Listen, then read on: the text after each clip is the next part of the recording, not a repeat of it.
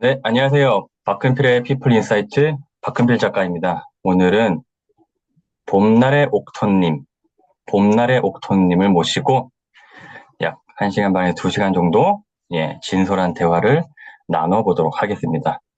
안녕하세요, 옥톤님. 네, 안녕하세요, 작가님. 네, 반갑습니다. 네, 반갑습니다. 우선은 네, 시청자분들에게 자기소개 좀 부탁드릴게요. 네, 저는 그냥 평범한 직장인이고요. 매일 책을 읽고 글을 쓰고 있는 사람이고, 앞으로도 계속 그렇게 살고 싶은 봄날의 옥토입니다. 저와 시작부터 뭔가 오버랩이 되는 게 있어서 되게 좀 네, 친근한데 제 이제 네, 블로그 대문이라고 해야 되나? 거기에 글귀가 읽고 쓰고 말하는 삶이라고 적어 놓은 것 네. 같은데 방금 그 최근에 옥토님께서도 저도 음, 봤어요. 아, 저도 제 댓글에 그런 문구가 있거든요. 이거 네, 처음부터 갑자기 벌써부터 닭다리 돋으면 안 되는데 그죠? 어쨌든 네, 읽고 쓰는 저와 비슷한 같은 삶을 또 사시는 분이라서 오늘 또 나눌 대화가 벌써부터 몹시 기대가 되고 궁금해집니다. 네, 일단은 자기소개를 잘 해주셨고 제가 좀 더 시청자분들을 위해서 조사한 거를 토대로 좀 부연 설명 안내를 해드릴게요. 혹시나 음, 뭐 틀리거나 수정이 필요한 내용이 있으면 이따가 좀 바로 잡아주세요. 네, 봄날의 옥토님, 신인문학상 공모전을 수상, 등단 작가이시고 생활문예 대상 장려상을 수상하셨습니다. 그리고 전자책 책을 넘기는 순간 암을 넘기다 전자책을 내셨고 맨사 코리아 정회원이시고 브런치 작가로도 활동하고 계시고 본업은 은행원이십니다. 22년 차라고 적혀 있어요, 일단은. 그리고 블로거로 활동하고 계시고 일단은 요 정도. 그리고 삶과 죽음을 성찰하는 삶, 읽고 쓰며 이루고자 합니다. 이렇게 또 소개글을 남기신 곳을 또 제가 봤고요. 음, 요 정도. 오케이. 어떻게 소개를 잘 해드렸나요? 어때요? 네, 맞습니다. 지금 현재 저를 나타낼 수 있는 말들인 것 같아요. 네. 그래서 방금 제가 읊어드린 거는 작가님께서 뭐 블로그든 브런치든 어쨌든 본인이 작가님께서 이제 소개글을 남겨주신 거를 제가 짤막하게 안내를 해드렸으니까 시청자분들은 봄날의 옥토님이 요러한 분이시구나. 요러한 뭔가 주제 키워드가 생각을 염두를 해두면 되겠다라고 이제 참고하셔서 오늘 진행할 인터뷰를 잘 들어주시면 아마 도움이 될 것 같아요. 그러면 이제 본격적인 질문을 드리기 앞서서 보통 첫 질문이죠. 이제 닉네임 또는 활동명이라고 하는 봄날의 옥토, 이 의미, 이렇게 지어진 배경, 이런 게 좀 듣고 싶습니다. 네. 원래 저기 블로그를 아주 오래전에 개설을 해놨는데, 그때는 이제 글을 쓰기 위해서라기보다 회사에서 뭐 어떻게 필요에 의해서 만들어 놓고, 닉네임은 그냥 아무거나 해놨었어요. 근데 이제 작년에 제가 이제 블로그를 좀, 글을 좀 써야겠다, 다른 사람들과 소통을 해야 되겠다는 생각이 들었을 때, 이 닉네임으로는 안 되겠다, 바꿔야 되겠다는 생각을 했는데, 뭐 닉네임을 제가 고민하던 그 시기에 제가 한창 명리학 책을 읽고 있었어요. 네, 명리학 책은 그러니까 흔히들 말하는 사주라고 하는데 사주 명리학 저는 사실은 좀 이렇게 약간 잘 모르면서도 미신 아닌가 이렇게 생각했던 쪽인데 책을 읽어보니까 굉장히 디테일하고 과학적이기도 하고 논리적이고 너무 재밌더라고요. 그래서 제가 가진 글자나 이런 거를 봤죠. 거기서 이제 그 사주라는 거는 네 개 기둥을 얘기하거든요. 사주, 기둥 네 개. 각 기둥에 글자가 두 개씩 있어요. 그래서 여덟 글자, 팔자거든요. 그, 말하자면 내가 태어난 시기의 그 자연의 흐름과 맞닥뜨리는 이렇게 나를 대표하는 글자라고 생각하면 되는데 그 여덟 글자 중에 기준이 되는 글자가 있어요. 그 글자가 저는 토지, 흙을 의미하는 글자거든요. 근데 그게 또 약간 비옥한 토지 이런 거를 나타내더라고요. 그래서 고민을 했어요. 그래서 제가 봄에 태어났으니까 4월에 태어났거든요. 그래서 봄날의 옥토 이렇게 하면 어떨까? 그냥 갑자기 벼랑간 생각이 나서 이게 나를 좀 나타내 줄 수 있겠다. 그때 제가 명리학 책을 읽고 있었기 때문에 그렇게 지었는데 이웃분들이 괜찮다고 해주시더라고요. 기억하기도 쉽고 그리고 블로그에 제가 봄날의 옥토를 쳐보면 같은 이름이 하나도 없어요. 그래서 그게 어, 중요하죠. 네네네 그것도 좋아. 또 대부분 약간 애칭처럼 옥토님 옥토님 이렇게 해주시니까 이렇게 좀 귀엽기도 하고 그렇게 예, 짓게 된 것 같습니다. 태어나신 게 봄이라서 일단 봄날이 들어가고, 그 네. 다음에 비옥한 토양, 토지를 의미하는 옥토. 네. 네, 뭐, 의미가 되게 명확하고 또 쉽게 이해가 되고 설명을 드리니까 되게 네. 확실하고, 어떻게 보면 거기에 자기의 정체성이라고 할까? 그게 잘 이제 포함되어 있네요. 그죠? 네. 예, 그리고 자신, 제가 음, 앞으로 이제 비옥한 토양이 되고 싶다는 음, 뭐 앞으로의 제 어떻게 보면 마음, 비전까지도, 그죠? 네, 바람까지도. 야, 네, 되게 근사하고 훌륭한, 예, 근데 거기다가 귀엽기까지 해. 근데 희소성까지 있어. 근데 발음하기도 쉬워, 옥터님. 뭐, 네. 나무랄 데 없는 것 같아요, 정말. 아, 예, 진짜요? 아, 예, 그러니까 감사합니다. 쉽게 각인돼서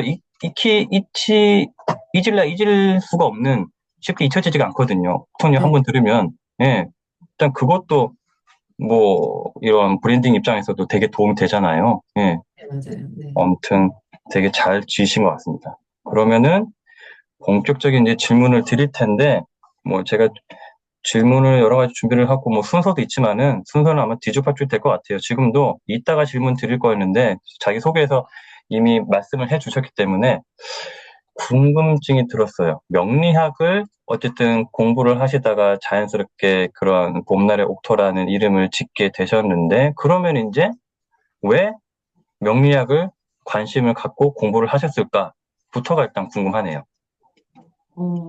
명리학을 제가 뭐 어떤 그 학문적으로 깊게 파야겠다 이런 생각을 하고 본 건 아니고요. 제가 그때 한창 제가 좋아하는 작가분 중에 고미숙 작가님이 계신데 그분이 하시는 말씀이나 이런 게 제가 되게 많이 와닿고 하더라고요. 그분의 책을 몇 권 읽다 보니 책을 읽으시는 분들은 아시겠지만 어떤 책 한 권 읽으면 이렇게 연결되고 이렇게 흘러가잖아요. 그러다가 도달한 곳이 명리학이었는데 그렇다고 막 깊게 심취해서 막 본 건 아니고 이제 쉽게 재밌게 읽을 수 있게 만들어 놓은 책이 있더라고요. 그 책을 읽으니까 왜 인간은 자기 운명이나 삶에 대해서 되게 궁금해 하잖아요. 그래서 되게 흥미가 있었고, 그거를 이제 읽었더니 우리가 보통은 내 운명은 정해져 있나? 정해져 있으니까 가서 뭐 무속인이나 어디 이런 데 가서 물어보자. 내가 앞으로 어떻게 되냐? 막 이런 건데 명리학은 그런 걸 얘기하는 게 아니었고 운명은 정해진 게 아니고 내가 만들어갈 수 있다라는 그런 메시지를 주더라고요. 그래서 더 흥미롭게 봤던 것 같습니다. 그러면은 그 고민수 작가님 본인이 명리학에 관심이 있으셨던 건가요? 아니면은 그 작가님의 어떤 책, 작품 내에서 그런 명리학이 언급이 됐던 건가요? 어떤 거예요? 그분이 그 어떤 지식 공동체를 운영하고 계시거든요. 거기 음, 안에서 여러 가지 이제 공부를 하시는데 그 음, 중에 하나가 명리학이고 이분이 어, 명리학을 이제 사람들이 되게 쉽게 이해할 수 있게끔 재밌게 내신 책이 있었고 어, 그 책을 이제 제가 접하게 된 거였거든요. 그렇군요. 야, 이, 이 독자 입장에서 그렇다 그죠. 어떤 책이라든지 작가의 관심을 갖게 되면은 자연스럽게 거기에 좀 영향을 받게 되는 거죠. 그냥 그 네. 책 한 권으로 그치는 게 아니고, 그 작가 또는 그 작가가 뭔가 작품 내에서 언급한 또는 추천하는 그런 책까지 또 자연스럽게 이어져 가는. 그러면은, 저는 명리학에서 좋았던 게 이제 인문학적으로 이제 이제 명리학이 어떻게 보면 어려운 학문일 수 있는데 그걸 이제 인문학적으로 풀어서 썼던 이야기들이 좋았고 그리고 이제 운명이라는 글자 자체가 내 명을 운전한다, 내가 움직인다, 약간 그런 의미가 있거든요. 그리고 명리라는 거는 이제 내 명의 이치 뭐 이런 건데 그것을 이제 내 운명과 연관 지어서 제가 생각을 많이 할 수 있는 그런 계기가 되었던 것 같았고, 아, 내 음, 운명은 정해진 게 아니고 내가 음, 얼마든지 만들어갈 수 있구나라는 것을 느끼게 해줘서, 음. 그러면 그게 뭔가 미신이거나 이런 쪽에 가깝다기보다는 아까 전에 좀 과학적이고 뭐 그런 측면도 말씀을 해주셨는데 제가 뭐 명리학에 대해서는 거의 뭐 접해본 적이 없어서 좀 미숙한 질문일 수 있지만은 일종의 뭐 통계 뭐 이런 거가 좀 가깝나요?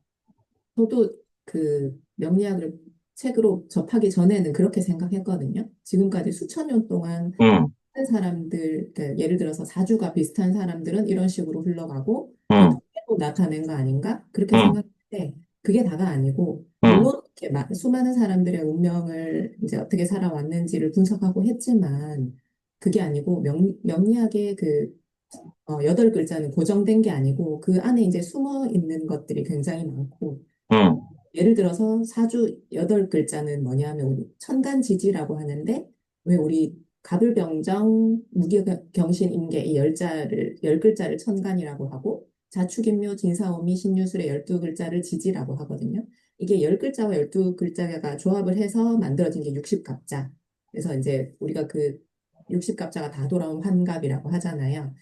그 글자를 내가 갖고 태어났는데 대부분은 이게 좋은 팔자, 나쁜 팔자가 없다라는 것도 제가 느꼈고, 대부분은 이게 골고루 다 갖고 태어나지 않아요. 대부분 치우쳐져 있어요. 뭐가 부족하거나, 뭐가 넘치거나. 근데 그거를 내가 알고, 아, 내가 이 부분이 좀 넘치구나, 이 부분이 부족하구나, 이거를 알게 되면 조금 더 신경을 쓰게 돼요. 제가, 아, 그리고 내가 왜 이런 성격을 갖고 있구나, 그리고 내가 이쪽이 부족해서 좀 더 노력을 해야 되겠구나, 그런 생각을 갖게 해주니까, 음, 도움이 되더라고요. 그래요. 그러면은 이거는 또 너무 딥한 질문일 수도 있는데 그냥 궁금증이 들어서 어쨌든 저는 그래도 굳이 따지자면은 약간 과학에 좀 가까운 사람이잖아요. 그렇죠. 본업도 의료, 네. 과학, 뭔가 근거 이런 거를 좀 저는 중요시하는 편인데 네. 그래서 이제 궁금증이 드는 거예요. 아까 전에 이제 이어지는 질문인데 어떠한 측면에서 과학적이라는 그러한 생각이 들 수 있을까가 궁금한 거예요. 예를 들어서 뭐랄까 뭐 오늘의 운세 아니면 뭐 타로 점 아니면 어떤 전방에 가가지고 그죠? 그런 거는 다 저는 당연히 비과학적이라고 저는 생각이 드는데 명리학에 대해서 전혀 모르지만 저는 어쨌든 뭐 예를 들어 통계 아까 말씀도 제가 꺼냈지만 그런 게 전혀 없진 않으니까 일종의 뭐 통계 근데 뭐 그런 식으로 제가 생각을 뻗쳐봐도 결국에는 이게 뭔가 과학적이다라기보다는 좀 비과학적인 게 치우치거나 그런 비중이 더 크지 않을까라는 생각이 들어서 뭔가 하나의 뭐 예시가 됐건 아니면 요러요러해서 과학적이라고도 뭐 볼 수 있습니다. 이러한 게 좀 궁금해졌어요. 저도 예전에는 지극히 과학적인 것만 믿었거든요. 그래서 뭐, 저는 아직도 한 번도 철학관이라든지 뭐 이렇게 운세를 보러 간다든지 믿지도 않았고 한 번도 가본 적이 없어요. 근데 그게 맞다라는 얘기는 아니고 사실은 과학이라는 게 이제 우리 인간 사회에 나오기 시작한 게 한 500년 정도밖에 되지 않아요. 그리고 이 세상에 우리가 눈에 보이는 것들, 보이지 않는 것 말고, 보이는 것의 한 약 4% 정도밖에 못 밝혔대요. 근데 그 외에 우리가 모르는 게 얼마나 무궁무진하겠어요. 근데, 최근에 이제 과학계도 오랫동안 뉴턴 과학이 오랫동안 지속돼 오다가 한 약 100여 년 전 양자역학이 나왔잖아요. 근데 양자역학이라는 거는 아직도 명확하게 이해하는 사람은 단 한 명도 없다고 하더라고요. 이제 최고의 물리학자가 그런 말을 했는데 그 양자역학이 말하는 게 그 전에 뉴턴 과학에서는 이제 우리가 물질을 계속 쪼개봤잖아요. 쪼개고 쪼개고 쪼개고 하면 뭐가 나오는지 원자, 전자 그래 쪼개고 쪼개고 하면 물질이 나올 줄 알았는데 그게 아니라는 걸 이제 양자역학이 밝혀내고 있는데 사실은 물질이 아닐 수 있고 파동일 수 있고 아니면 이제 관계 그 양자역학 실험 같은 것도 제가 좀 궁금해서 봤었는데 전자의 운동이 관찰자가 있냐 없냐에 따라서 달라집니다. 그래서 그게 신기하더라고요. 그러니까 그게 안 너무 와닿는 신기해요. 거죠. 예, 네, 나도 그게 왜냐하면 예, 우리는 너무나 서양적인 그 음, 과학에 길들여져 있어서 이해할 수가 그렇죠. 없는 거예요. 예, 근데 이제 그 그 양자역학이 그래도 하나 얘기하는 게 제 생각에는 뭐냐면 관계를 얘기하는 것 같아요. 음, 타자와의 관계. 이제 나 같은 경우에는 정말 나는 누구인가 생각했을 때 명확하게 얘기할 수 없는 거예요. 음, 여러 관계를 맺고 살잖아요. 그중에 내가 이제 내 자녀와의 관계는 엄마의 역할인 거고, 남편한테는 배우자, 뭐 직장에서는 어떤 직책이 있을 거고, 친구와의 관계, 그 관계에 있어서 모든 관계에서 제가 다 다른 역할을 하고 있는 거예요. 그것처럼 나라고 할 수 있는 어떤 명확하게 할 수 있는 실체가 없는 것. 이게 이제 양자역학이 철학적으로 풀자면 그렇게 얘기할 수 있는데, 명리학도 그런 거더라고요. 명리학은 아까 말씀드린 것처럼 나의 음, 기준, 글자를 기준으로 이제 관계들을 다 보더라고요. 음, 부모 관계, 뭐 음, 배우자 관계, 이제 주변 사람들의 관계. 그래서 저는 그게 약간 제가 아까 말씀드린 과학적이라는 게 약간 이런 쪽으로 말씀드리는 거고, 음, 제가 깊이 파보진 않았어요. 근데 이제 아, 어, 이게 알면 알수록 너무 신기하고 되게 설득이 되고 그랬거든요. 음, 그렇다고 음, 해서 사람들한테 양자역학을 공부해라, 봐봐라 이런 얘기가 아니고 저는 이 책에서 이제 나의 운명은 앞으로 내가 어떻게 이제 개척해 나갈 것인가라는 관계는 어떻게 맺어야 될 것인가 이런 화두를 던져줬기 때문에 되게 음. 좋은 부분이었던 것 같아요. 그러면 명리학을 공부하기 전에, 접하기 전과 후가 뭐 삶이 많이 바뀌거나 뭐 가치관이 많이 바뀌거나 생각에 뭔가 틀이 많이 바뀌거나 그렇게 되신 건가요? 세계관이 되게 확장되고 음, 되게 바뀌었다고 해야 되나? 그러니까 시야도 좀 넓어진 것 같고 음, 저에 대해서 좀 무엇보다 저에 대해서 많이 알게 된 것 같아요. 음, 보면서 내가 이런 성향이 있었던 이유는 이래서 이렇고 그리고 나는 이걸 충분히 바꿀 수 있고 내가 어떤 면을 좀 더 노력해야 되고 이런 부분을 알게 되니까 그게 저한테 되게 굉장히 많이 도움이 됐던 것 같아요. 그러면은 그 명리학을 접하게 될 때 그런 작가님에 대한 영향도 있었겠지만 혹시 그 시기 즈음에 뭔가 내면적인 어떤 어려움이라든지 뭔가 고민이 많았거나 그런 시기와 혹시나 맞물렸던 건가요? 아니면 그런 거는 전혀 없고 평온한 시기였어요? 어때요? 딱 1년 전이었거든요. 제가 이 명리학 책을 읽은 게 제가 작년 2월 2024년 2월부터 휴직 중이에요. 지금까지. 처음에 한 6개월은 병가 휴직이고, 그다음에 이제 달아서 육아 휴직을 지금 쓰고 있는 중인데, 제가 이제 아프고 수술을 작년 2월에 했어요. 수술하고 집에서 이제 요양하는 기간에 책을 많이 읽고 싶어서 이 책, 저 책 막 읽다가 이제 만나게 된 거고, 음, 제가 지금은 되게 굉장히 제 인생의 큰 터닝 포인트인 거거든요. 제가 지금 이 휴직하는 이 기간 동안에. 그때 이 책을 만났기 때문에 좀더 음. 자유를 할 수 있지 않았나 그런 생각이 듭니다. 네, 뭐, 이 명리학에 관련해서도, 해서만 해도 계속 드리고 싶은 질문이 많은데, 일단은 그러면은 뒤에 질문을 다 드릴 수가 없으니까, 이거는 정말 아쉽지만은 이 정도로 마무리를 짓도록 하고, 또 자연스럽게 이따가 질문 드리려고 했지만, 방금 살짝 또 언급이 됐으니까 또 자연스럽게 한번 여쭤볼게요. 좀 조심스러운 질문이지만 또, 옥토님의 어떤 삶에 있어서 질문을 또 안 드릴래 안 드릴 수가 없는 어떤 일종의 화두 주제인데 수술, 뭐 이런 아픔, 어떤 암 이런 경험을 하셨잖아요. 네. 이거에 대해서 좀 더 구체적인 어떤 말씀을 좀 듣고 싶네요. 언제 그런 거를 겪으셨고 지금 어떻게 흘러왔고 제가 이제 대략 조사한 바에 의하면 어쨌든 참 공교롭게도 뭔가 암 수술을 뭐 다음 날이 전공의 단체 사직 다음 날이었다는 뭐 이런 어떤 말씀도 있으셔가지고 이게 참 또 어떻게 된 일인가 싶기도 하고 직접 한번 말씀을 듣고 싶네요. 네. 어, 암은 저는 생각지도 못했죠. 제 인생에 이런 일이 생길 거라고는 생각지도 못했는데, 그냥 직장에서 매년 정기검진을 하거든요. 매년 음, 정기검진 하는데, 그때 발견한 건 아니고, 음, 어, 모르겠어요. 제가 그냥 어느 날, 뭐 어떤 자가 증상이 있었던 것도 아니었어요. 그래서 정기적으로 검진을 해야 되겠다는 생각에 회사 근처에 어느 날 가서 이제 검사를 했어요. 그냥. 아무런 회사에서 늘 주기적으로 했음에도 불구하고 했는데 그냥 해야 되겠다. 개인적으로 한번 해봐야 네. 되겠다. 예. 그래서 갔는데 선생님이 초음파를 보시면서 초음파 볼 때 벌써 약간 표정이 안 좋으시더라고요. 그래서 음, 아 이거 좀 느낌이 안 좋은데 이런 말씀을 하시면서 음, 그래서 결과가 이제 나오면 전화를 드리겠다. 뭔가 저는 선생님 말씀을 듣고 조금 안 좋을 수 있구나라는 생각을 했어요. 그리고 이제 회사에서 일을 하고 있는데 병원에서 전화가 왔죠. 음. 근데 이제 그 간호사분이 내일 보호자와 함께 내원하라 이 얘기를 하더라고요. 그게 환자 네, 입장에서 제일 무서운 말이잖아요. 그래서 음, 아, 그럼 제가 암이 맞나요? 이랬더니 네 이러더라고요. 그래서 음, 완전 그때는 완전 조금 충격을 받았죠. 약간 실례가 안 된다면은 아, 어디 암인지도 여쭤봐도 되나요? 어떤 암인지? 유방암이었어요. 음, 그래서 너무 조금 놀랬죠. 음, 놀래서 음, 이제 그 다음날 이제 남편하고 같이 가서 결과를 보고 음, 근데 땡이 이렇게 막 저쪽 말기나 뭐 이런 건 아니었고 음, 되게 잘 발견을 했는 케이스라서 음, 안도를 하고 그때부터는 뭐 괜찮았던 것 같아요.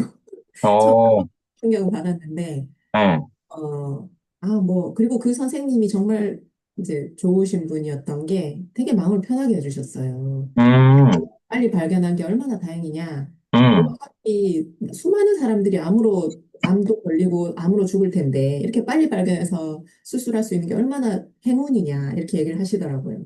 그래서 너무 감사했고 그렇게 해서 어쨌든 이제 예약을 하고 초진을 보고 이렇게 해서 수술 날짜를 잡았는데 음, 2년에 왜 전공의가 대대적으로 이게 음, 파업이 아니라 저거였잖아요. 다 사직서. 네. 그런 사태가 제가 수술하기 하루 전날 새벽에 와, 그랬거든요. 이건 무슨 영화도 아니고, 네, 그래서 좀 불안했죠. 근데 이제 음, 병원에서 연락은 안 왔어요. 안 왔는데 음, 그래 가만히 있어 봤어요. 근데 저기 유방암 한우 카페가 있거든요. 유방암 음, 한우 카페에는 난리가 났어요. 저 수술 음, 됐어요. 취소됐어요. 막 음, 그래서 저는 일단 아무 연락이 없었으니까 갔죠. 음, 가서 이제 입원 준비를 하고 갔는데 제 담당 선생님이 하시는 말씀이 저도 수술 취소 명단에 있었대요. 네, 근데 다행히 제가 그때 수술 방식을 로봇 수술을 선택을 했었거든요. 이 로봇 수술을 선택했기 때문에 그때 로봇 수술 방이 하나 비어 있었나? 하여튼 여러 가지 여건이 맞아 떨어져서 음, 할 수 있게 됐다. 저는 어, 되게 나는 좀 운이 좋은 사람인가? 이런 생각을 이야, 어, 사이 수술을 했죠. 네, 다행이네요. 네. 그, 자, 근데 어쨌든 뭐 간혹 이런 뭐 암 관련한 그런 경험하신 분을 접하면은 저는 개인적으로 그런 경험이 없으니까 사실 가늠이 안 돼요, 정말. 내가 뭐 드라마나 영화에서 보는 것처럼 의사가 내 면전 앞에서 또는 전화로 암입니다. 야, 그거를 들으면은 뭐 멍해질 것 같기도 하고 하여튼 뭐 정말 오만 가지 생각이 다 들 것 같은데 뭐 흔히 이제 어쨌든 이런 매스컴에서 보이는 그런 모습들은 그런 거잖아요. 뭐 다 그런 건 아니지만은 막 어떤 일련의 과정을 겪잖아요.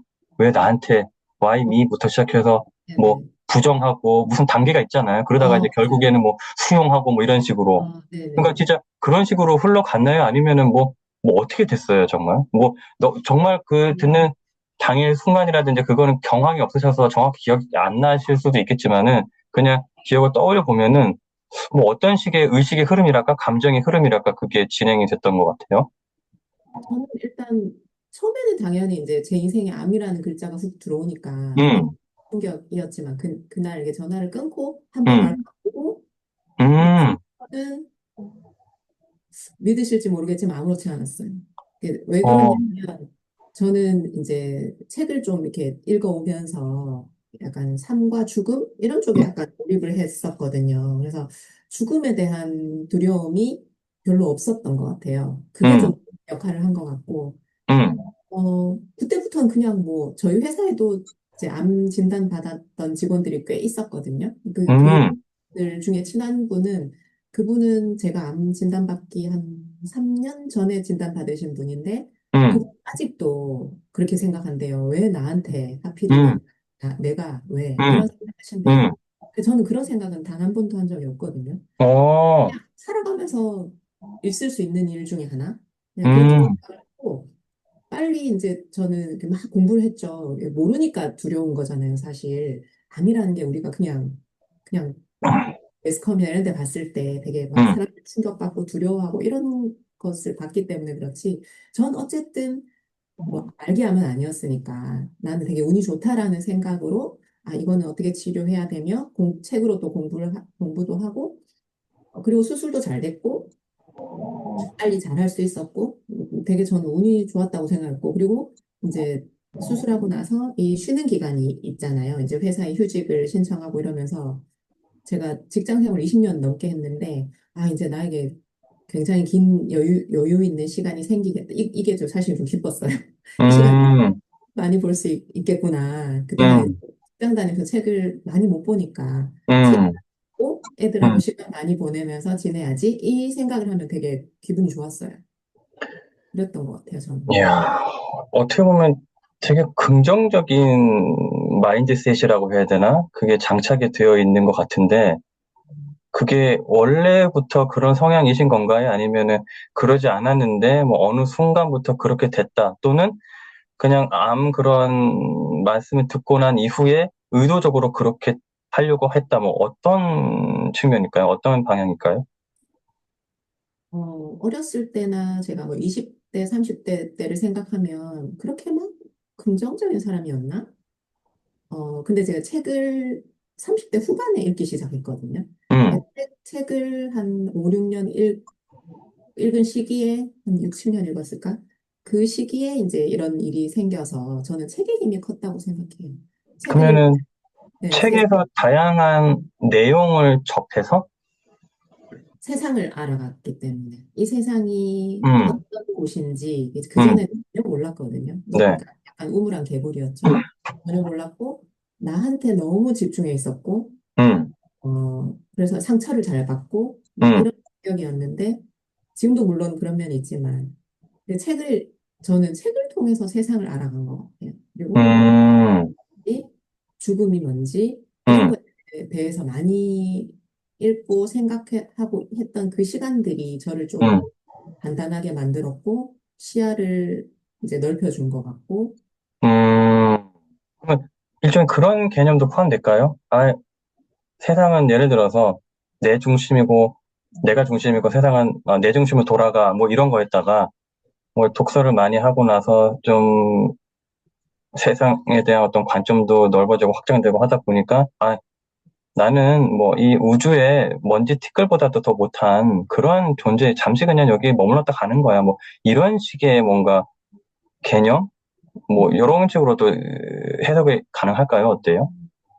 그런 것도 있죠. 근데 이제 내가 먼지보다 못한 하찮은 존재는 아니고 음, 이 이제 우주의 탄생과 뭐 지구와 인류의 탄생 이런 거를 그 광대한 그 시간을 생각해 봤을 때 나는 그렇게 큰 존재가 아니고 음, 이제 상처를 되게 많이 받는 성격이었는데 돌이켜 생각해 보면 내가 다른 사람 탓을 만약에 남 탓이나 환경 탓을 한다는 것은 음, 내 삶을 내가 주인으로 살고 있지 않다는 생각이 드는 거예요.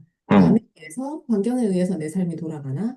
어느 순간 이런 생각이 드니까, 내가 생각하기 나름 같은 상황을 보고도 내가 이거에 대해서 되게 막 괴로워하고 상처받고 이럴 수도 있는 거지만, 그게 아니라고, 이게 생각하는 차이더라고요. 그게 아니라고 음, 생각하면 음, 아무 것도 아닌 거예요. 음, 그래서 저는 이게 되게 감정이 좀 되게 막 풍부하고 상처를 잘 받고 이런 성격이니까 그게 제가 너무 싫었거든요. 그래서 음, 나 자신을 더 이상 괴롭히지 말자 이런 생각에 자꾸 이제 시야를 밖으로 이제 해서 다른 사람들도 보고 삶이 어떤지 생각하고 이런 시간들이 좀 많이 도움이 됐던 것 같아요.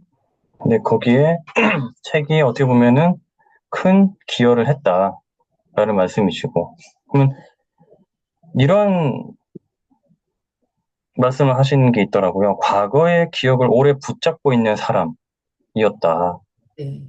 지금 해주신 말씀과 좀 결이 비슷해서 이 부분에 대해서도 한번 여쭤보고 싶네요. 왜 그러면 과거 기억을 오래 붙잡고 있는 사람이었는지, 뭐 과거에 뭐 특별한 어떤 사건이라든지 그런 것 때문이었던 건지 아니면은 그냥 성향 자체가 자꾸 뭔가 과거에 대한 미련이나 후회나 이런 게 자꾸 드는 거였는지, 이건 어떤 의미였을까요? 성향이 좀 그랬던 것 같아요. 그래서, 음, 또 제가 또 이게 장점이 될 수도 있고 단점이 될 수도 있는데, 기억력이 굉장히 좋은 편이에요. 그래서 아주 어렸을 때 기억부터 이제 다 기억력이 되게 좋으니까. 근데 이제 사람이 약간 제가 뇌과학 책을 보니까 긍정적인 것보다는 부정적인 것을 더 기억하려고 하는 본능이 있더라고요. 그래서 그런지 모르겠는데 자꾸 안 좋았던 기억들을 좀 음, 되새기는 그게 약간 습관이 돼버린 거죠. 음, 하니까 제가 이게 제일 힘들었을 시기에 불면증도 같이 있었는데 그때 이제 자다가 새벽에 깨면 그 음. 좋은 기억들이 자꾸 떠오르는 거예요. 그래서 그러면 잠도 안 좋았던 기억은 예를 들어 뭐 내가 했던 실수라든지 뭐 이런 거가 메인인가요? 아니면은, 문제는 아까 말씀드린 것처럼 음, 예전에는 환경 탓이나 남 탓을 많이 했거든요. 그래서 이제 어렸을 때 뭐 그 부모님과 이렇게 막 화목한 그런 가정이 아니었어요. 그래서 음, 그런 기억을 갑자기 한다거나 남편과 사이가 안 좋았을 때는 남편이 나한테 어떻게 이런 말을 할 수 있지? 뭐 이런 그런 아, 기억들을 그러니까 보게 일종의 될 때, 자책보다는 약간 네네. 외부의 어떤 자꾸 책임을 묻고 싶거나, 음, 그건 정말 쓸데없는 생각인데, 네, 음, 그런 것들을 자꾸 되새기고 그랬던 것 같아요. 네. 음. 근데 그러면 그 부분에 있어서는 좀 많이 자유로워지셨나요? 어때요? 아직도 나아지고 있는 단계인 것 같아요. 음, 의식적으로 자꾸 노력을 해야 되겠더라고요. 이게 하루아침에 바뀌는 게 아니기 때문에, 그래도 그렇죠. 많이 좋아졌죠. 예전에는 그 생각에 갇혀 있었다면, 음, 지금은 내가 깨고 나오려고 하니까 많이 좋아진 것 같습니다. 네, 알겠습니다. 그러면은 지금도 그 암에 대해서 치료가 진행 중인 건가요? ING 아니면은 어떤 상황이에요, 지금은? 어, 이제 수술은 한 번으로 끝났고요. 작년에 음, 수술하고 나서 이제 나라에서 5년간 6개월에 한 번씩 정기 검진을 하도록 음, 해요. 그래서 지금은 그 정기 검진하는 단계. 음. 근데 다행히도 뭐 별다른 건강상의 뭔가 문제점이라든지 그런 건 없으신 거고. 네, 지금 아직은 근데 이제 암이 무서운 게 음, 관리가 무서운 거거든요. 앞으로 이제 생활 습관이나 뭐 마음가짐이나 이런 거를 잘 해서 음, 앞으로는 계속 건강하게 잘 살려면 관리가 음, 중요하기 때문에 네, 좀 더 신경 쓰이고 지금은 걱정이 되기도 하고 그렇습니다. 그렇군요. 그러면은 책을 넘기는 순간 암을 넘기다를 내셨어요. 예. 네. 그럼 또 자연스럽게 이거를 이제 여쭤봐야 될 것 같은데, 이 책은 또 그러면 어떠한 마음가짐으로 왜 또 이렇게 쓰시게 되셨는지, 이러한 책을 또 여쭤보고 싶네요. 어, 꼭 뭐 암이나 큰 병에 걸리지 않더라도 음, 굉장히 이제 살아가면서 힘든 시기가 누구나 있잖아요. 근데 이제 그 힘든 시기를 시련이 없는 인생은 없는데 저마다 다양한 방식으로 시련을 겪잖아요. 근데 그럴 때 그 중요한 거는 그걸 어떻게 겪어내느냐가 중요하다고 저는 생각하거든요. 그래서 저처럼 제가 이 책의 내용이 뭐냐면 제가 암이 걸려서 책을 탐독하고 이게 아니라 그 전에 책을 읽어왔기 때문에 이 암을 그래도 큰 충격 없이 잘 넘기고 있다. 이런 음, 메시지 주고 싶어서 쓴 음, 책. 그래서 다들 독서를 했으면 좋겠다. 음. 책을 읽었으면 좋겠다. 네. 그런 마음으로 네, 쓴 책입니다. 그러면은 쓰시면서 좀, 뭐랄까, 마음의 치유랄까? 어쨌든 암을 좀 견뎌내고 그 시기를 겪어내는데 좀 많이 도움이 되셨나요? 어때요? 책을 제가 처음 써봤거든요. 음, 그리고 이렇게 긴 호흡으로 긴 글을 이렇게 써본 적이 처음이에요. 그래서 많이 써본 사람들은 전자책을 어떻게 뭐 이렇게 쉽게 쓰시는 분들도 계시겠지만 저는 한 두 달 반 정도의 기간 동안 굉장히 고민을 많이 하면서 썼다가 음, 지웠다가 뭐 이렇게 바꾸기도 했다가 이렇게 썼는데 전자책이지만 책을 써보니까 제가 더 성장하는 느낌이 들었어요. 왜냐하면은 나를 들여다봐야 되고 나의 그렇죠. 생각을 끄집어내야 되고 음, 그에 대해서 좀 더 알게 되었다고 할까요? 그리고 음, 글을 쓴 제가 더 큰 도움을 받았다는 그런 생각이 들었습니다. 예, 그리고 이 책이 뭐 누군가 어느 누구 한 사람에라도 한 문장이라도 음, 된다면 그건 음. 또 더없이 좋은 일이니까요. 그러면 혹시나 정말 뭐 현재 암을 암과의 투병을 하고 계시거나 어쨌든 아니면 자기는 아니더라도 주변에 그런 사람이 있어서 이런 책을 읽었는데 뭐 어찌됐건 본인이든 지인이든 뭐 도움이 됐다, 고맙다 이런 피드백을 받으신 적이 있으실까요? 어때요?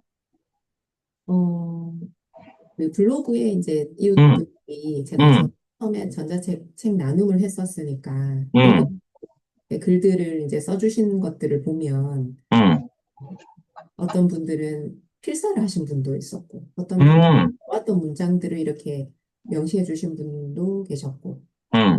너무 뭐 대단하시다, 좋다 이런 이제 글들을 봤을 때 아, 그래도 조금이라도 도움이 됐구나 그런 생각이 들었습니다.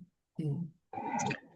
그러면은 어쨌든 암과의 이제 소위 말하는 전쟁을 치르시면서도 독서가 책이 옥토님에게 또 도움이 된 거잖아요. 네. 음. 그래서 그, 사람들에게도 좀 책을 읽으면 좋을 것 같다라고 이제 말씀하시는 거고, 특히나 옥토니처럼 만약에 암을 지금 이겨내고 계신 분이라고 하면은 더욱더 좀 독서에 한번 투자하시면 좋을 것 같다라는 메시지를 던지시는 것 같은데, 네. 책 중에 뭐 이런 또 글귀라고 해야 되나 목차가 또 있던 거로 제가 봤는데, 읽지 않는 시대에 읽는 뇌를 갖는다. 어, 요 표현을 또 어떤 말씀을 해주고 싶어서 이런 워딩을 쓰셨을까요? 지금 읽지 않는 시대가 되어 가고 있잖아요. 음, 작가님 책에서도 제가 봤는데 그 음, 1년 전과 비교했을 때 책을 읽는 인구가 현저히 줄어들고 있잖아요. 그리고 음, 책을 읽는 인구도 줄어들지만 문해력도 너무나 떨어지고 있어요. 그러니까 우리나라는 문맹률은 낮지만 그러니까 책을 읽고 이해할 수 있는 수준은 좀 많이 하위에 있더라고요. 그게 좀 공교롭게도 스마트폰이 대중화되는 시기랑 좀 맞아떨어지잖아요. 손 안에 들어온 이 휴대폰, 스마트폰 때문에 독서 인구가 좀 많이 줄어든다는 느낌이 드는데, 이게, 인터넷을 보거나 스마트폰을 보는 뇌와 그 볼 때 활성화되는 뇌와 책을 읽을 때 활성화되는 뇌는 다른 부위라고 들었거든요. 그러면 우리가 책을 읽으면서 활성화할 수 있는 이 뇌는 점점 좀 퇴화되지 않을까. 그리고 어, 우리가 뭐 이런 말씀하시는 분도 계세요. 인터넷으로 우리가 접할 수 있는 좋은 글도 많이 있지 않느냐. 굳이 책을 봐야 되느냐.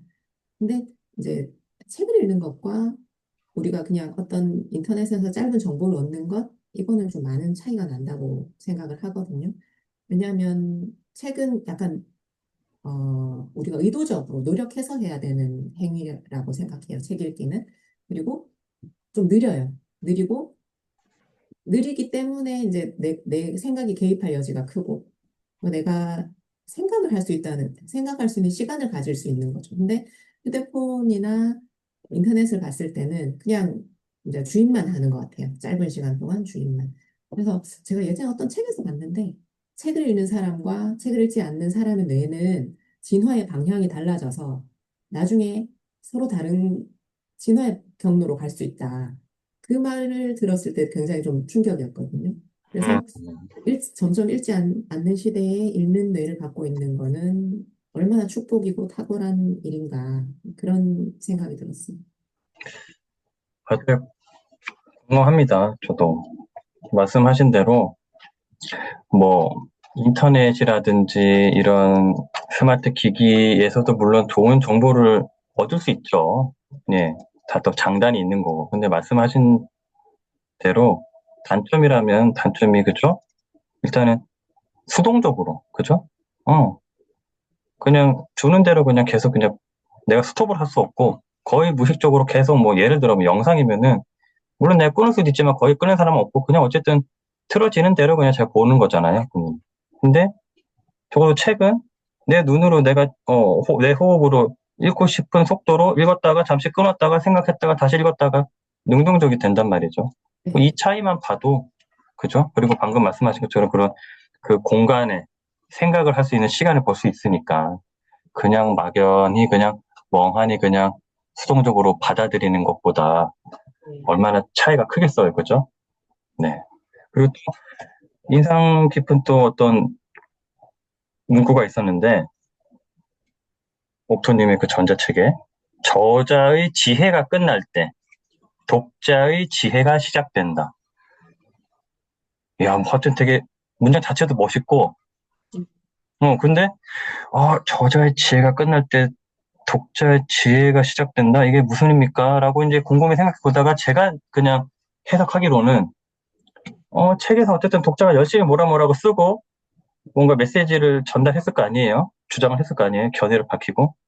그러면 책을 딱 접었어. 그러면 이제 저자의 지혜가 끝났어. 그러면 이 책에 대한 어떤 내용, 메시지, 주제, 뭐 이런 거에 대해서 이제 내가 내 식대로 이제 뭐 생각을 해보거나 또는 내 생각을 보태거나 이러한 어떤 과정을 독자의 지혜가 시작된다라고 표현을 하신 건지 아니면 전혀 다른 건지 또 궁금하네요. 작가님이 제대로 캐치를 하신 게 맞고요. 다행이네요. 그 문구는 제가 예전에 메리언 울프 책에서 봤던 저한테 되게 와닿았던 음, 문구거든요. 그, 음, 맞잖아요. 아까 작가님 말씀하신 대로 저자가 굉장히 심혈을 기울여서 자기의 생각을 쏟아부은 이 책을 우리가 다 읽고 덮는 순간 우리의 지혜가 시작된다는 게, 어, 시타르타에 이런 문구가 있었어요. 지식은 전달할 수 있지만 지혜는 전해줄 수 없다라는 어, 말이 있거든요. 갑자기 또 닭살이. 제가 그래서, 시타르체 저도 이제 좋아하는 글귀인데.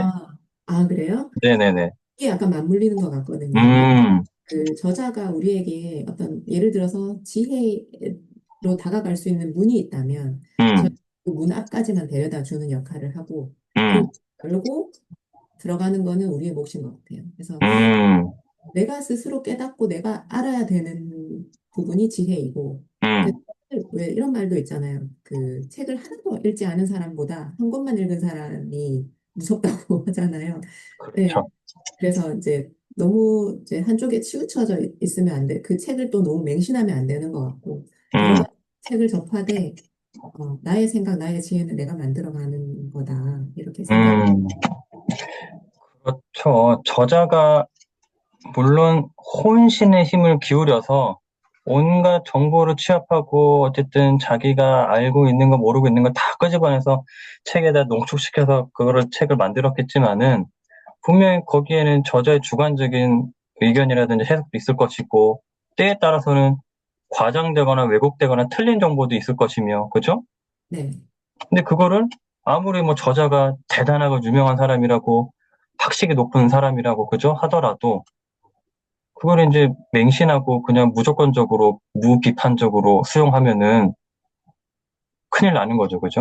그럼 네네. 이제 나는 없어지고, 어, 그래서 비판적으로 책을 읽어야 되고 음, 여기서 조금 더 말씀드리자면 저는 이게 다년간 혼자 계속 책을 읽어왔는데 이렇게 어느 순간 이게 내 생각이 맞나? 뭐 이런 생각이 음, 들다가 그 독서 모임을 나가기 시작했어요. 지금 1년 정도 됐는데 가서 다른 사람들의 얘기를 들어보니 너무 다양하게 생각을 하고 있고 같은 책을 읽어도 다 다른 얘기를 하고 있고 음, 그게 너무 그래서 이게 같은 책이라도 음.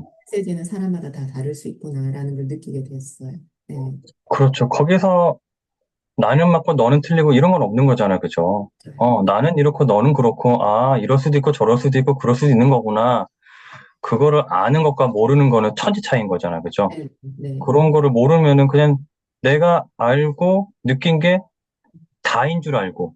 네, 그게 이제 맞아요. 되게 무서운 거잖아, 그죠? 아, 맞아요. 네. 또는 그것조차도 없고 그냥 저자가 말한 게 다인 줄 알고, 그게 네. 진실인 줄 알고, 이렇구나, 네, 네. 이거구나. 음, 그 말씀 듣다 보니까 김종원 작가님이 하신 말씀이 또 떠올랐어요. 뭐 이런 뉘앙스였어요. 책은 마지막 장을 보기 위해서 책을 덮기 위해서 읽는 게 아니고 멈추기 위해서 읽는다. 그러니까 어, 읽다가 어느 문장에서 멈춰야 돼.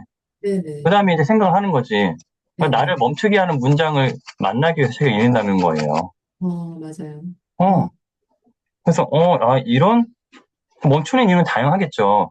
몰라서 이해가 안 돼서일 수도 있고, 네네. 저자는 A라고 이거를 피력하고 있네? 말하네? 네네. 나는 나 A 다시 또는 난 B라고 생각이 드는데, 이 네. 사람은 왜 A라고 말을 하지? 음, 그럼 내가 틀렸나? 이 사람이 틀렸나? 아니면 우리 둘 다 틀렸나? 아니, 우리 둘 다 맞은데, 단순하게 의견 차이인가? 부터 네. 시작해서 어쨌든 멈추기 위해서 읽는다는 거예요.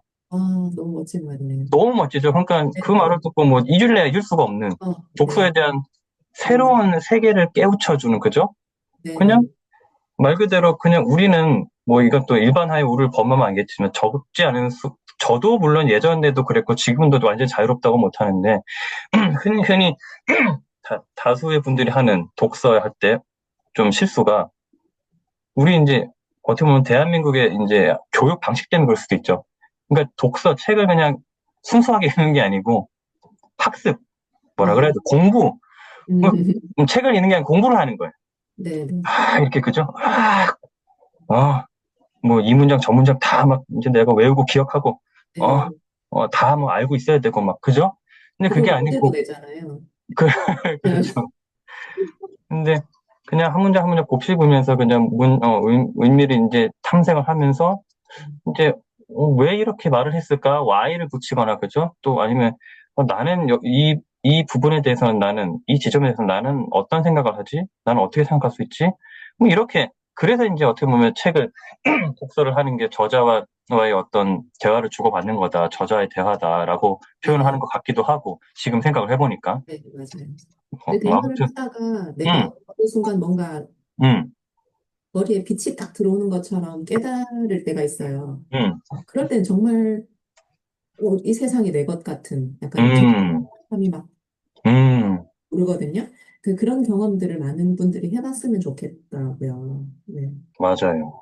그래서 요지는 아까 또 옥토님께서 잘 말씀해 주셨는데, 그러니까 비판적으로 읽자. 음, 또 그렇다고 또 이거는 곤란해요. 이 저자 뭐 어떤 말을 하려고 하는 거지? 그러니까 너무 이제 색안경을 끼고 아, 맞아요. 네. 이런 부분에 대해서도 이효령 선생님이랑 김종원 작가님이 쓴 그 책에 뭐 이효령의 대화였는지 아니면 이효령의 말이었는지 어쨌든 거기서 이제 작가의 그런 저자의 그런 거를 존경하는 태도로 읽어야 된다 책을 막 어, 이런 식으로 막 의심하고 막 계속 의심만 하면 또 안 된다 곤란하다 맞아요. 이 부분이 이게 잘못됐고 이런 식으로 하면은 배울 게 없다 음. 좋은 것만 예쁜 것만 보려고 노력하는 마음으로 읽어야 된다 또 이렇게 또 강조를 하시더라고요 그러니까 참 어려운 말인데 비판적으로 읽 때 너무 막 시종일관 의심하면서 막 그러지 말자. 어느 정도 의심이 필요하지만 네네. 한마디로 중용이죠, 중용. 네. 가장 어려운 말이지만은 네. 적절하게, 음, 적당하게 뭐 음. 그렇게 좀 시청자분들도 읽으시면 좋지 않을까라는 생각이 드네요. 네. 그럼 또 다음 주제로 질문을 넘어가 보면은 뭐 여러 질문 중에 그러면은 자연스럽게 이걸 여쭤보면 될 것 같아요. 독서에 대한 얘기가 나왔으니까 초서 독서법, 에 대해서 또 언급을 해 주셨어요. 뭐, 저는 초서 독서법에 대해서 어느 정도는 알고 있지만 시청자분들은 또 모르시고 계신 분이 계실 테니, 초서 독서법이 뭐지? 그래서 이거에 대한 뭐 안내랄까 설명, 말씀을 좀 듣고 싶네요. 어, 저거죠. 저기 책을 읽으면 잘 기억이 안 나요, 사실.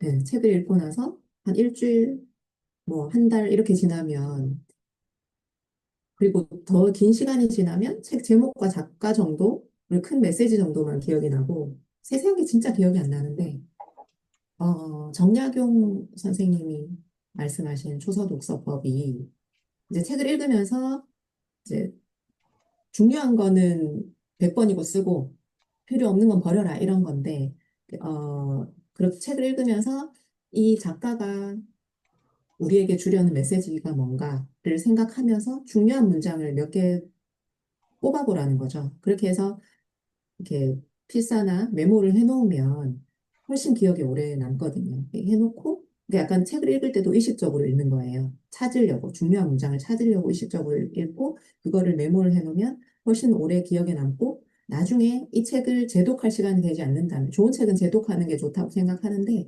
재독할 시간이 되지 않았을 때 내가 뽑아놓은 문장들만 보더라도 다시 기억이 되살아나고 그때 내가 했던 생각도 기억이 나고 그렇다는 거죠. 의식적으로 중요한 문장을 뽑아서 이제 읽어라. 그런 독서법인 것 같습니다. 맞습니다.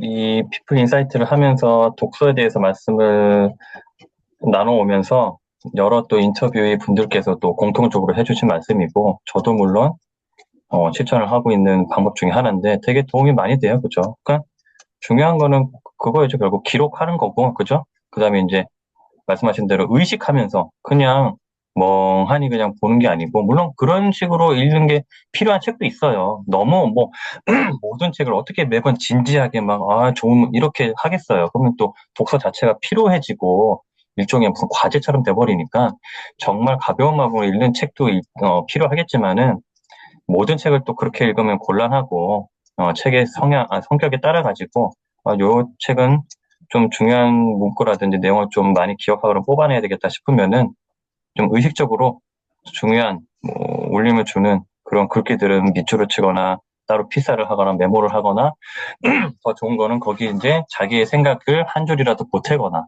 그렇게 해서 이제 네네. 아카이빙도 하고, 이런 네네. 식으로 해서 독서를 하면은, 적어도 내가 저 책을 읽었나? 내가 이 책을 읽었다고?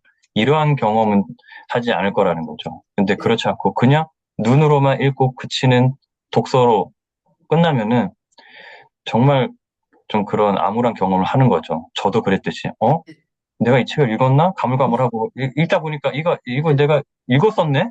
전혀 기억이 맞아요. 안 네, 나는데, 그죠? 맞아요. 너무 그 신기한, 그죠? 아무리 인간이 망각의 동물이라고 하지만 어떻게 네. 읽은 책을 읽었다는 사실을 모르고 읽을 수가 있어요, 그죠? 그때 참 네, 자괴감이 다시, 들죠. 다시 사기도 해요. 심지어 집에 있는지도 모르고 사기.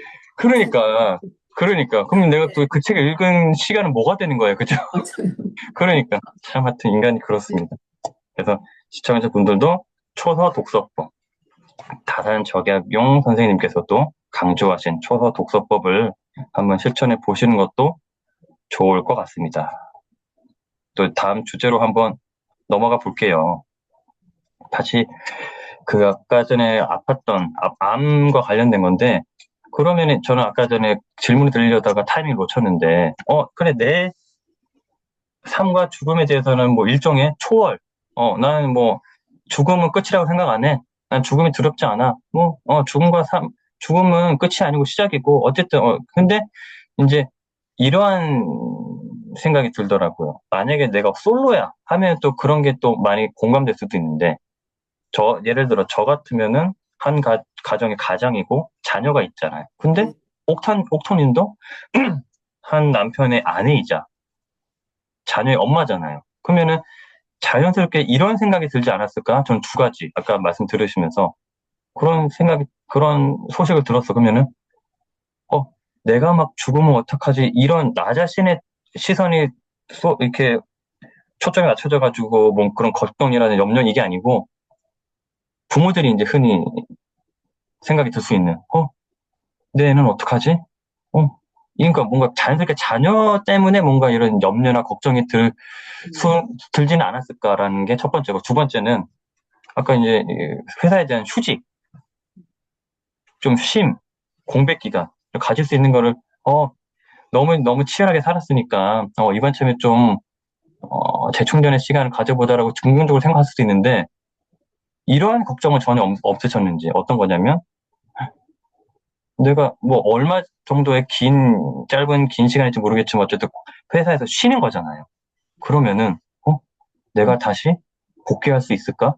내 자리가 계속 거기 있을까? 이러한 또 생각으로 이어지진 않았는지. 그러니까 두 가지가 어떻게 보면은 불필요한 걱정일 수도 있어요. 근데 네, 그러한 생각이 걱정에 또 자연스럽게 들 수도 있을 것 같거든요. 그러니까 그런 두 가지 측면은 전혀 없으셨는지가 아까 궁금했었어요. 어, 당연히 이제 저도 자녀가 둘이 있는데 둘 다 아직 좀 뭐 어리긴 하지만 뭐 완전 유아나 이런 애들은 아니고 저와 대화를 하면 대화가 어느 정도 되는 이제 아직 둘째는 조금 어리긴 하지만 당연히 아이들이 많이 어리면 그 부분이 걱정이 되죠. 되는데 내가 걱정한다고 해서 나아질 건 아무것도 없는 거예요. 내가 그렇죠. 걱정해서 나아질 음, 건 없고 음, 그냥 내가 주어진 상황을 내가 받아들이고 최선을 다하는 거. 음, 그렇다고 해서 내가 뭐 무슨 무책임하게 내 인생을 던지고 막 이런 생각을 하는 건 아니니까 어, 일어난 일에 대해서는 그냥 받아들이고 앞으로 더 건강하게 열심히 살아가는 길을 모색하는 거 그게 다인 것 같아요. 굳이 뭐 내가 여기서 더 아프면 어떡하지 막 이런 걱정할 시간에 그냥 내 지금 이 삶을 충실히 사는 게 더 중요한 것 같고 그래서 제가 이제 큰아이하고는 죽음에 대한 얘기도 많이 했었어요. 이제 큰아이가 지금 중학교 1학년인데 초등학교 어릴 때도 얘는 한 번씩 저한테 어떤 얘기를 했냐면 엄마 나는 죽는 게 죽어서 내가 없어지는 게 무섭진 않고 죽을 때 그 고통이 무서워 뭐 이런 얘기를 한 번씩 하더라고요. 어디 음, 뭐 무슨 책이나 뭐 어디서 죽음 이런 걸 봤는지 모르겠는데 그런 얘기를 하면서 이제 아들과 자연스럽게 죽음에 대해서도 얘기하고 누구나 인간이 태어나서 그러니까 우리가 사는 곳에 이제 단 하나의 진리가 있다면 누구나 죽는다는 거잖아요. 그래서 음, 죽음에 대해서 두려워할 필요 없다고 그런 얘기를 저는 많이 해줬거든요. 누구나 죽게 돼 있고 일찍 죽을 수도 있고 나중에 죽을 수도 있고 근데 얼마나 오래 사느냐가 중요한 건 아니다. 어떻게 사느냐가 중요하다. 이런 얘기를 많이 했었어요. 그래서 크게 그런 부분에 대해서도 크게 저는 별로 걱정을 안 했고 자기 인생들은 다 자기가 나가야 되기 때문에 음, 그런 얘기를 이제 자녀와도 종종 해왔기 때문에 큰 음, 안 했고 좀 독립적으로 키우려고 어릴 때부터 좀 노력한 것도 있었어요. 그리고 음, 직장에서는 모르겠어요. 크게 뭐 자리가 없어지면 뭐 못 가는 거죠. 근데 그런 걱정은 별로 안 했어요. 뭐 어, 저희 직장이 그런 류의 직장은 또 아니고 해서 음, 만약에 그런 일이 생기더라도 그럼 이제 파헤쳐 봐야죠. 이유를 파헤쳐 봐서 정당하지 않다면 투쟁을 하고 그렇지 않으면 이제 음, 또 다른 길을 모색해서 가겠죠. 네. 야, 결국에는 그러한 불필요한 걱정을 하지 않으셨다는 건데, 너무나 그렇게 하면 좋은 거는 누구나 다 알지만 그게 잘 안 되는 거이기 때문에 또 여쭤본 건데, 그게 그렇게 잘 하셨다고 하니까, 그럼 옥토님은 되게 내면이 단단하신 분인가? 뭔가 흔들림이 잘 없는 분이신가? 뭐 이런 정도 생각이 드네요. 그게 어때요? 이제 책을 읽으면서 제가 쌓아온 내공인 것 같아요. 이게 음, 저는 원래 책을 단 한 권도 읽지 않는 사람이었거든요. 근데 네, 이제 지금 한 7년, 8년 정도 된 것 같아요. 책을 이제 읽기 시작한 지. 음, 근데 독서 초창기에는 이것저것 막 알아가기 바빴어요. 이 책을 음, 읽고 봐도 깜짝 놀래고, 이 책을 읽어도 깜짝 놀래고, 내가 음, 몰랐던 세계가 너무 많은 거죠. 그래서 그 당시에는 누군가를 만나면 제가 말이 되게 많아졌어요. 할 말이 음, 많은 거예요. 이 음, 책 저걸 받고 저 책에서 저걸 봤기 때문에 말이 음, 많고, 아, 난 이제 많은 것을 알아. 초창기에는 그렇게 생각했었거든요. 근데 이제 책을 읽어 갈수록, 아, 난 모르는 게 더 많아. 이게 생각이 좀 바뀌어요. 예.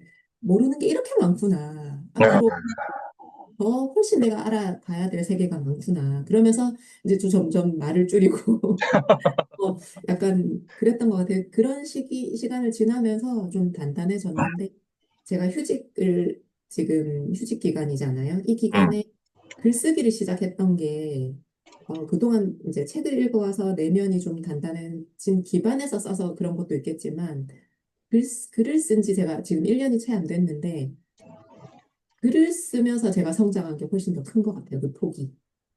독서보다. 그러니까, 어, 제가 지금 짧은 기간이지만, 음, 긴 기간을 겪어봐야 음, 되겠죠. 음, 이게 글쓰기가 독서와 병행이 됐기 때문에 그렇겠죠. 음. 그래서 이제 내 생각을 글로 표현해보고 계속 사색을 해보고 했던 게 또 되게 저를 많이 성장시킨 것 같아요. 그러면은 또 자연스럽게 글을 제일 처음에는 어떤 계기로 쓰시게 되신 거예요? 뭐 예를 들어 평소에 일기 정도는 썼었어요. 뭐 이런 건가요? 아니면은 평소에 일기조차도 안 쓰다가 뭐 어떠한 계기 때문에 어떠한 마음을 먹어서 글을 써야 되겠다. 뭐 이러한 계기가 있었던가요? 어때요?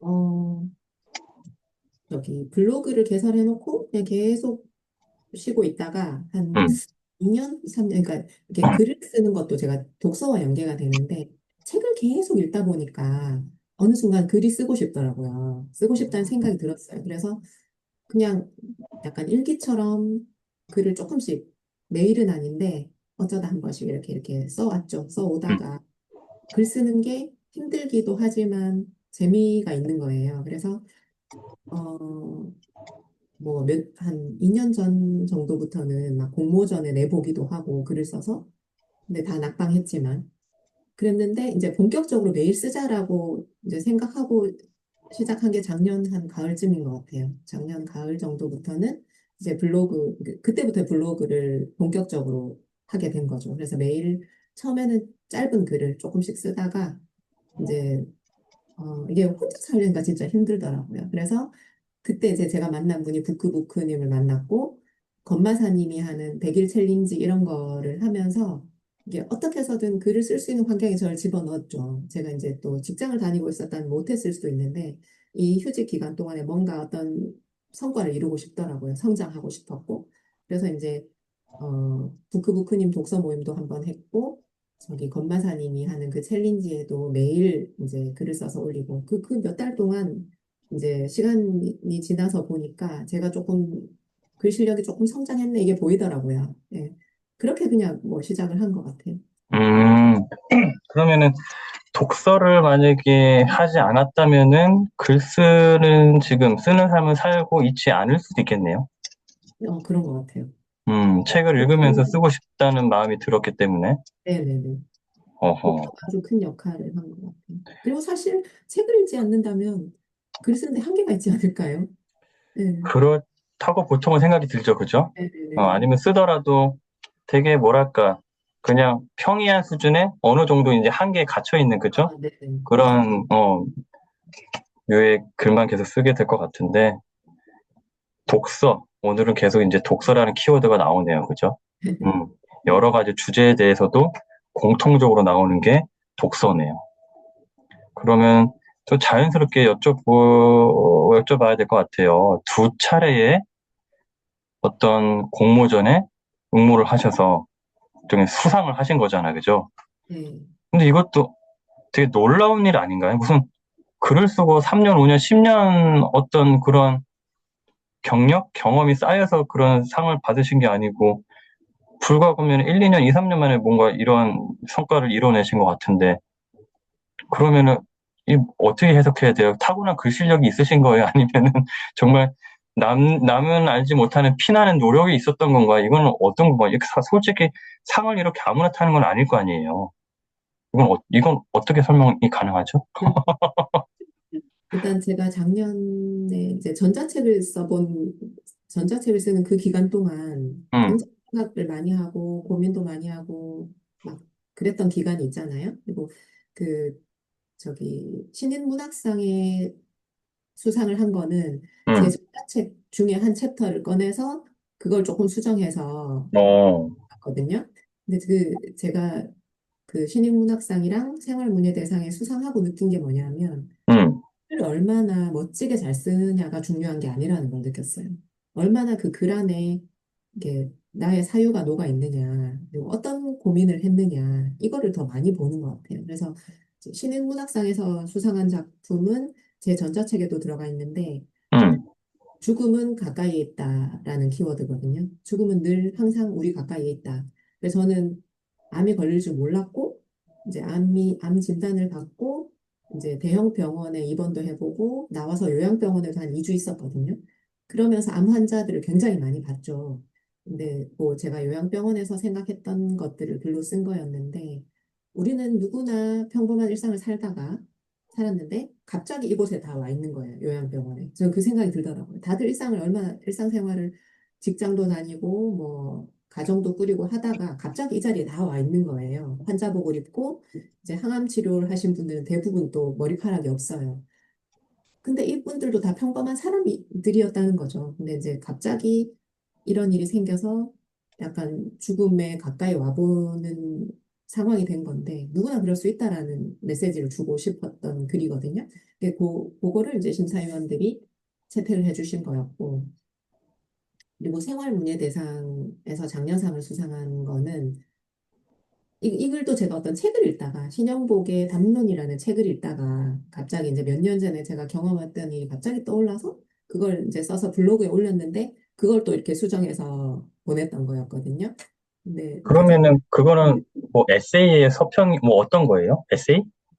예, 에세이죠. 예, 그래서 제가 퇴근길에 한번 이렇게 길에서 마주했던 한 장애인에 대한 기억이 음, 있거든요.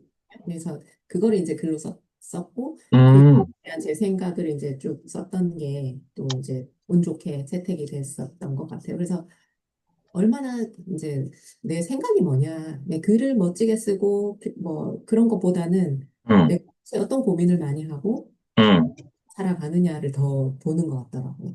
저는 그러니까 흔히 말하는 뭐 화려한 미사여구, 뭐 유려한 문장, 뭐 뛰어난 필력, 무슨 네네 일필휘지로 뭐 쓴 것처럼 이런 게 아니고, 네, 그죠? 맞아요. 정말 아 그래 뭐가 있다, 뭐가 녹아 있네. 네네 이 작가의 저자의 뭐 태도가 됐건 철학이 됐건 삶이 됐건 네. 뭔가가 묵직한 게 뭔가 녹아 있네. 이런 게 이제 느껴지는 게 중요하다는 거다, 그죠? 네.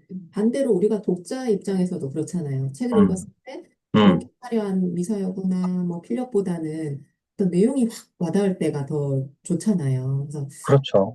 네, 그런 게 좀 중요한 것 같더라고요. 자, 근데 한 번이면은 오케이. 운이 좋았을 수도 있어. 근데 두 차례나 이렇게 뭔가 수상을 했다는 거는 단순히 운으로 치부하기에는 아주 무리가 있을 것 같고, 뭐 음. 어찌됐건. 그리고 혹시나 이제 공모전을 준비하시는 분들이 음, 계시다면 보통은 요구하는 게 수필 부분은 두 편 정도를 요구해요. 한 음, 올리게 돼 있더라고요. 한 편을 올리는 게 아니고 각기 다른 두 편, 그렇죠. 1인당. 네, 음, 1인당 두 편 음, 음, 음, 올리고 음, 시 같은 경우는 뭐 다섯 편을 올려요. 음, 그래서 저는 올리면서 왜 두 편을 요구하지? 한 편만 올려도 되지 않나? 이 음, 생각인데 이게 이 작가가 이제 좋은 글을 쓰는 이제 능력이 좀 있는가를 그 두 음, 편 보는 것 같아요. 그래서 음, 한 편이 탁월하게 좋더라도 또 한 음, 편이 좀 많이 부족하다고 느끼면 안 된다는 얘기를 또 어디서 제가 보기도 했거든요. 그래서 최선을 다한 글들을 올려야 된다. 그래서 제가 그 신인문학상에서 이 두 편 중에 한 편이 됐단 말이에요. 근데 저는 요 한 편이 사실은 조금 더 애정이 있었어요. 안드림 어허, 어허, 생활문예대상에 어. 보낸 거였거든요. 근데 사실은 이제 결과적으로는 두 개 다 된 거죠. 제가 이제 근데 약간 다른 네, 곳에서, 서로 다른 곳에서. 네네네 뭔가 맞아요. 결국에는 심사위원이라고 해야 되나? 어쨌든 그들이 보는 뭔가 관점은 좀 다를 수가 있다는 거네요. 그죠? 네네네 맞아요. 네. 그러면 공모전에 관심이 있으신 분은 어쨌든 방금 말씀하신 옥토님의 말씀을 꼭 참고를 하시도록 하고, 이제 또 여기서 또 궁금증이 저는 드는 거죠. 음, 그러면 이 공모전을 왜 지원 응모하셨을까? 첫 번째, 그냥 상을 받고 싶어서. 그럼 상을 왜 받고 싶었을까? 이거 가정이에요, 가정. 뭐 예를 들어 상품, 뭐, 뭐 동의됐건 뭐 또 상품이 있을 수 있잖아요, 그죠? 이게 첫 번째고, 두 번째는, 어, 뭔가 어쨌든 이력에 뭔가 추가하고 싶어서. 세 번째는 나의 글쓰기 실력이랄까? 현재 수준을 평가받고 싶어서. 내가 지금 어느 정도인지, 뭐, 한 세 개 정도가 지금 떠오르는데, 뭐, 어디에라도 속하나요? 아니면 여기엔 전혀 없나요, 이유가? 어, 제가 처음에 이 휴직을 시작할 때 휴직을 하면서 글을 써야 되겠다라고 생각했을 때, 아, 내가 앞으로 계속 글을 쓰는 삶을 살 수 있을까? 그걸 확인하는 시간으로 이 휴직 기간을 삼고 싶었어요. 그래서 음, 내가, 나는 만족하는 글이더라도 이게 정말 형편없는 글일 수도 있는 거잖아요. 그래서, 내 글을 약간 확인받고 싶은 마음? 내 글이 괜찮은 글인지 그런 마음이 좀 컸던 것 같아요. 그러면은 굳이 끼워 맞추자고 하면은 제일 마지막 세 번째에 네, 뭔가 의미가 제일 가깝네요. 그죠? 네네. 그리고 일종의 평가 내지 확인. 네네네. 그래서 그럼 내가 앞으로 좀 작가의 꿈을 좀 꿀 수 있을까? 음, 그런 걸 좀 확인받고 싶어서 공모전에 냈던 것 같아요.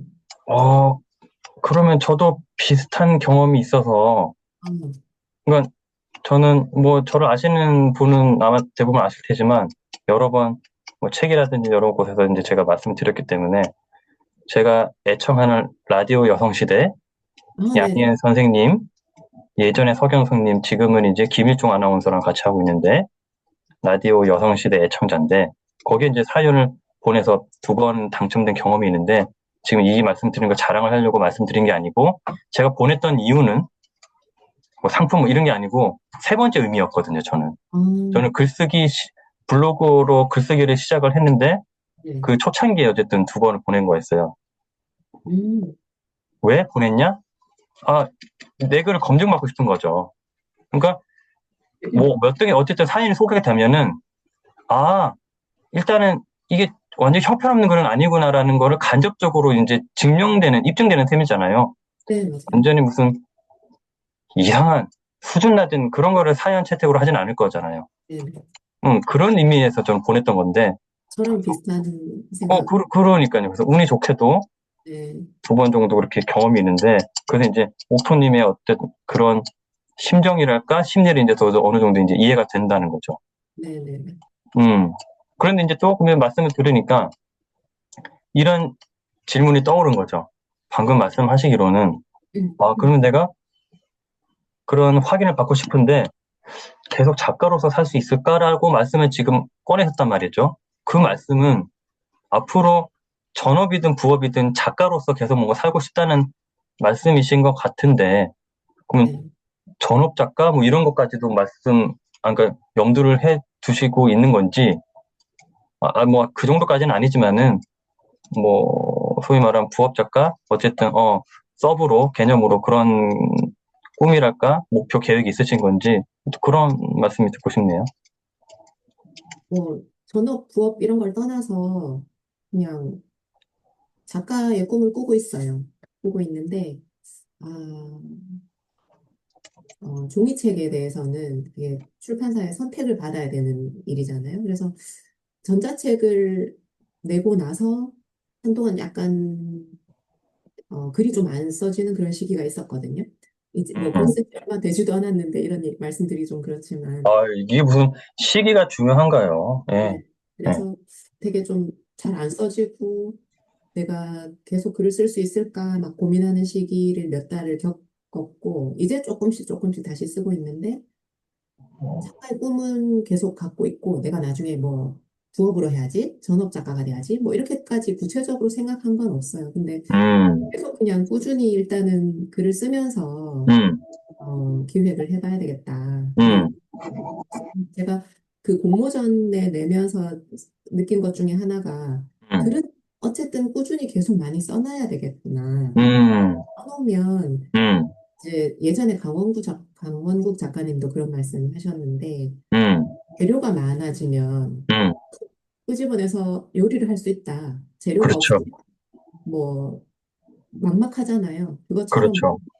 평소에 많이 써놓으면 그걸 음, 끄집어서 다듬어서 음, 연집할 수 있다라는 말씀이 와닿더라고요. 그래서 지금 음, 그냥 뭐 어떤 명확한 목표를 세워놓고 하는 건 아닌데 음, 매일 조금씩 쓰고는 있는 시간. 그게 조금 스트레스가 되기도 했었는데 스트레스를 최대한 받지 않고 음, 글 쓰는 걸 그냥 즐기자. 음. 그런 생각으로 지금 요즘에 지내고 있습니다. 그렇군요. 음, 맞아요. 쓸거리가 있으면 쓰는 건 사실 큰 문제가 안 돼요. 항상 뭔가 쓸 거리가 없는 게 문제인 거죠. 그죠?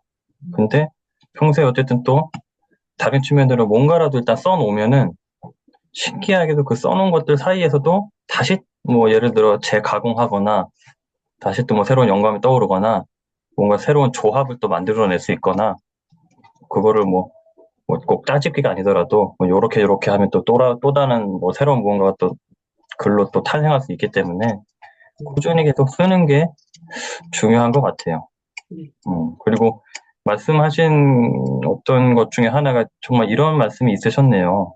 평생 글을 쓰는 것이 목표다. 라고 일단은 말씀하신 게 지금 제가 조사한 거에 지금 보이는 거 보니까 그게 이제 아까 말씀하신 계속 작가로 살고 싶다라는 말씀이 그러면은 단순히 쓰는 행위가 좋아서인 거예요? 나의 측면에서 아니면은 내가 씀으로써 글이든 혹시나 이제 나중에 얘를 책이든 그럼 독자가 생기는 거잖아요. 그럼 그 독자에게 어떤 긍정적인 영향을 끼치는 그게 좋아서 굳이 따지자면 어느 쪽에 더 비중이 클까요? 글을 계속 쓰다 보니까 후자의 생각이 좀 강해지는 것 같아요. 그러니까 나만 만족하고 끝나는 글이 아니라, 어, 내 글로써 영향을 받고 좋은 생각을 좀 가질 수 있는 그런 계기가 된다면은 좋다는 생각을 제가 좋아하는 명언 중에 하나가 죽자마자 잊혀지기 싫다면 읽을 만한 가치가 있는 글을 쓰든지 음, 글로 남길 만한 가치가 있는 일을 하라 라는 말을 되게 좋아하거든요. 저도 되게 좋아한, 음, 굉장히 되게 어디 책에 제가 또 인용한 것 같기도 하고, 어쨌든 그래요? 되게 좋아하는, 네, 네. 맞아요. 예, 이 문구를 보면 음, 아, 정말 좋은 글을 써야 되겠구나 이런 생각이 들더라고요. 맞습니다. 또 그런 인간으로서 어떻게 보면 본능, 본성에 가까운 또 욕구 같기도 하고, 네, 뭔가 좀 좋은 걸 남기고 싶은, 지금 시대뿐만 아니고 후대까지도 뭔가 전하고 싶은 그런 것도 자연스럽게 좀 들잖아요. 그죠? 특히나 근데 계속 읽고 쓰다 보면은 그런 게 더 강해지고, 네. 음, 맞아요. 그러면 또 다음 주제, 약간 좀 지금까지 나눈 대화 주제와는 또 약간 다른 주제인데, 이건 또 안 물어볼 수는 없죠. 안 여쭤볼 수는 없죠. 본업이 지금은 물론 휴직 중이시지만, 어쨌든 은행원으로 20년이 넘는 세월을 일을 하셨어요. 음. 그럼 이제 이거에 대해서 궁금하지 않을 수가 없다는 거죠. 이, 야, 한 직장, 한 업을 10년, 20년을 넘게 했다. 요즘 시대에 쉽지 않은 일인데, 이 은행원의 삶, 이 은행원으로서 뭔가 저든 시청자들한테 뭔가 전하고 싶은 말씀, 뭐가 됐든 이 은행원의 삶에 대해서 너무 광범위한 질문이 될 수도 있지만, 일단 질문을 들어보고 싶네요. 어떻게? 일단은 너무 막연하니까 왜 은행원이 되셨는지부터 한번 말씀을 풀어주시면 좋을 것 같아요. 제가 정말 은행원이 너무나 되고 싶어서 한 건 아닌 것 같고 돌이켜 생각해 보면 제가 대학교 때 취업이 갑자기 힘들어진 시기였어요. IMF 때문에. 음, 그전에는 학교에 이렇게 대기업들이 원서가 막 와서 적어서 내면 거의 다 취업을 했다고 하더라고요. 근데 음, IMF 이후였기 때문에 취업이 되게 힘든 시기였는데, 그때 이제 대학교 4학년 때 사람들이 막 취업을 하는 거를 보면서 되게 부러웠던 기억이 나요. 막 그러면서, 그래서 졸업을 좀 늦춰보고자 휴학을 하기도 하고, 어, 음, 휴학했던 시기에 제가 졸업하고구나. 졸업하고 학교 도서관에서 아르바이트를 했었어요. 도서관에서, 어, 이렇게 이제 데이터베이스 입력하는 그런 음, 아르바이트 하면서 그때 이제 간간히 취업 사이트들을 막 보고 있었죠. 그때 채용 공고가 하나 뜬 거예요. 그래서 그게 이제 제가 지금 다니고 있는 직장의 공고인데, 그래서 그냥 우연히, 은행에서 일하는 거, 막연히 괜찮을 것 같다. 그런 생각으로 어, 음, 시험을 봤는데 운 좋게 됐고, 음, 그렇게 지금 20년이 넘게, 저도 이렇게 길게 일을 하게 될 줄 몰랐지만, 그렇게 음, 오래 일을 하게 됐고.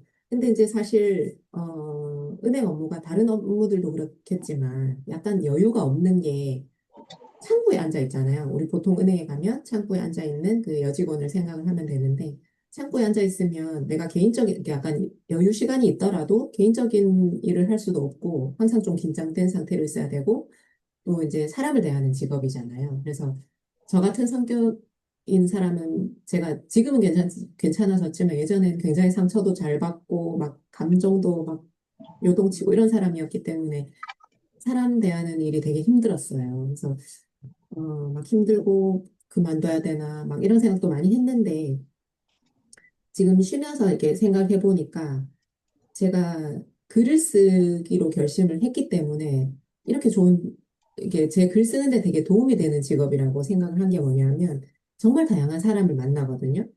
어, 생각을 해보면 인간의 탄생부터 죽음까지 목도할 수 있는 그런 음, 생각이 드는 게 그러네. 네, 그 자녀를 낳고 나서부터 네, 바로 우리의 통장 만들어줘야죠 맞아요. 하면서 맞아요. 네. 그때부터 시작해서 정말 산후조리까지. 할머니, 네. 할아버지 분까지 오시니까 그래가고 돌아가신 분에 대한 뭐 예금 상속까지 음, 그런 것들이 다 이루어지는 그러네.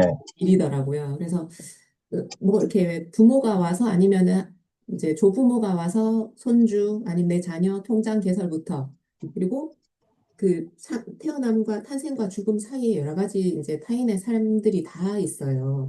음, 뭐 대학 등록금을 납입하러 온다든지 음, 세금을 낸다든지 음, 결혼할 시기가 되면 요즘은 어떤지 모르겠지만 수표를 끊으러 와요. 예단 비용으로 수표를 발행하러 온다든지, 이제 집을 사기 위해서 대출을 한다든지, 내가 사업을 하기 위해 사업자 통장 구매, 사업자 대출, 아니면 뭐 주식 투자를 위한 통장을 만든다든지, 그리고 뭐 몸이 아프면 보험금을 신청하러 온다든지, 음, 다양한 그런 삶들이 다 녹아 있는 거예요. 음. 제가 이제 쉬면서 생각했던 건데, 내가 나중에 복직을 하면 내가 만나는 고객들에 대한 그런 스토리도 글로 쓰면 참 좋겠다. 이런 생각이 들더라고요. 야, 그러네요, 정말. 뭐, 물론, 그, 고객분이 직접, 뭔가 미주알, 고주알 되게 직접적인 표현, 말씀을 안 하실 수 있지만, 어쨌든 뭐, 통장에 찍히는 어떤 내용이라든지 어떤 네, 단어라든지 뭐 상황만 봐도 알 수 있고, 유추할 수 있고, 이해할 수 있는 거잖아요. 야, 그러면 그게 다 이제 쓸거리가 되는 네, 거고, 맞아요. 그 생각이 들더라고요, 문득. 그럼 무궁무진하네요, 그죠? 네네. 하루에도 수십 명이 오고 가는, 수십 명을 대하는 또 일이시다 보니까 한두 명이 아니고. 음, 와, 저는 근데 이렇게 생각하자면 좋은 건데 사실 힘들긴 해요. 감정 노동이 들어가기 때문에. 음, 힘들긴 하지만 제가 이런 방향으로 생각을 한다면 좀 더 음, 힘들지 않을까? 이런 생각도 음. 들고, 네네. 그렇죠. 이게 그러니까 몇 차례 말씀드렸던 내용이지만 쓰는 사람이 어쨌든 보면은 특권 무기잖아요. 안 네네. 좋은 일, 힘든 일도 지금 옥토님처럼 뭔가 전환 내지 승화시킬 수 있는 거죠. 네네. 소위 말해서 오늘 진상이 왔어. 근데 오늘 또 소재거리 쓸거리 하나 생겼네. 이런 식으로 퉁치고 넘어갈 수 있는 거잖아요. 그죠? 뭐 얼마나 좋아요. 그죠? 맞아요. 쓰는 그게 없다고 하면은 그냥 그거는 나쁜 일로 그치는 거예요. 짜증으로. 근데 네, 그럼에도 불구하고 어 이게 가능하니까 오늘 네, 정말 힘들었어. 오늘 정말 기분 뭐 같았어. 네, 그럼에도 불구하고 쓸거리가 하나 늘었네. 소스 맞아요. 하나 늘었네. 오케이. 그리고 이렇게 소소한 일들도 많지만 약간 정말 큼직큼직한 일들도 많이 생기거든요. 그래서 음, 그런 일들도 나중에 음. 있으면 좋겠다. 그래서 이야, 되게 오래 일하셔야 되겠다. 아니, 뭐 이거는 여담이지만 은행원은 정년이 몇 살인가요? 지금은 62세인데 음, 지금 65세로 아마 음, 공무원 정년을 따라가는 걸로 알고 있거든요. 음. 여지가 있는 것 같아요. 그러면 옥터님은 꼭 정년 다 세우시고, 거기에 이제 뭐 임원이라고 해야 되나, 지점장이라고 해야 되나, 거기까지 꼭 올라가시는 걸로 예, 응원을 드리겠습니다.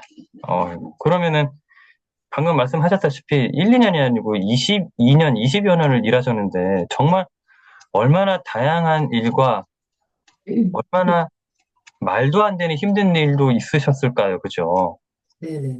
근데 그 중에서 그러면 굳이 와, 나 이런 일도 겪었다. 이런 일은 정말 잊혀지지가 않는다는지 거의 어, 트라우마에 가깝게 또는 이건 약간 부정적인 개념의 어떤 사건 일화인 거고 긍정적으로 와, 이거는 정말 내가 너무 감동적이라서 너무 잊을 수가 없다. 어쨌든 뭐가 됐든 간에 뭐 한 가지 내지 두 가지 떠오르는 게 있으시다면 말씀해 주실래요? 안 그래도 제가 떠올려 봤어요. 제가 20년 넘게 근무를 했기 때문에 음, 기억에 남는 일이 뭐가 있을까 떠올려 봤을 때 몇 가지가 생각이 났는데, 난생 처음 법원을 가보기도 했고, 법원은 이제 예금 분쟁이에요. 그럼 예금, 안 좋은 일로 간 거네요?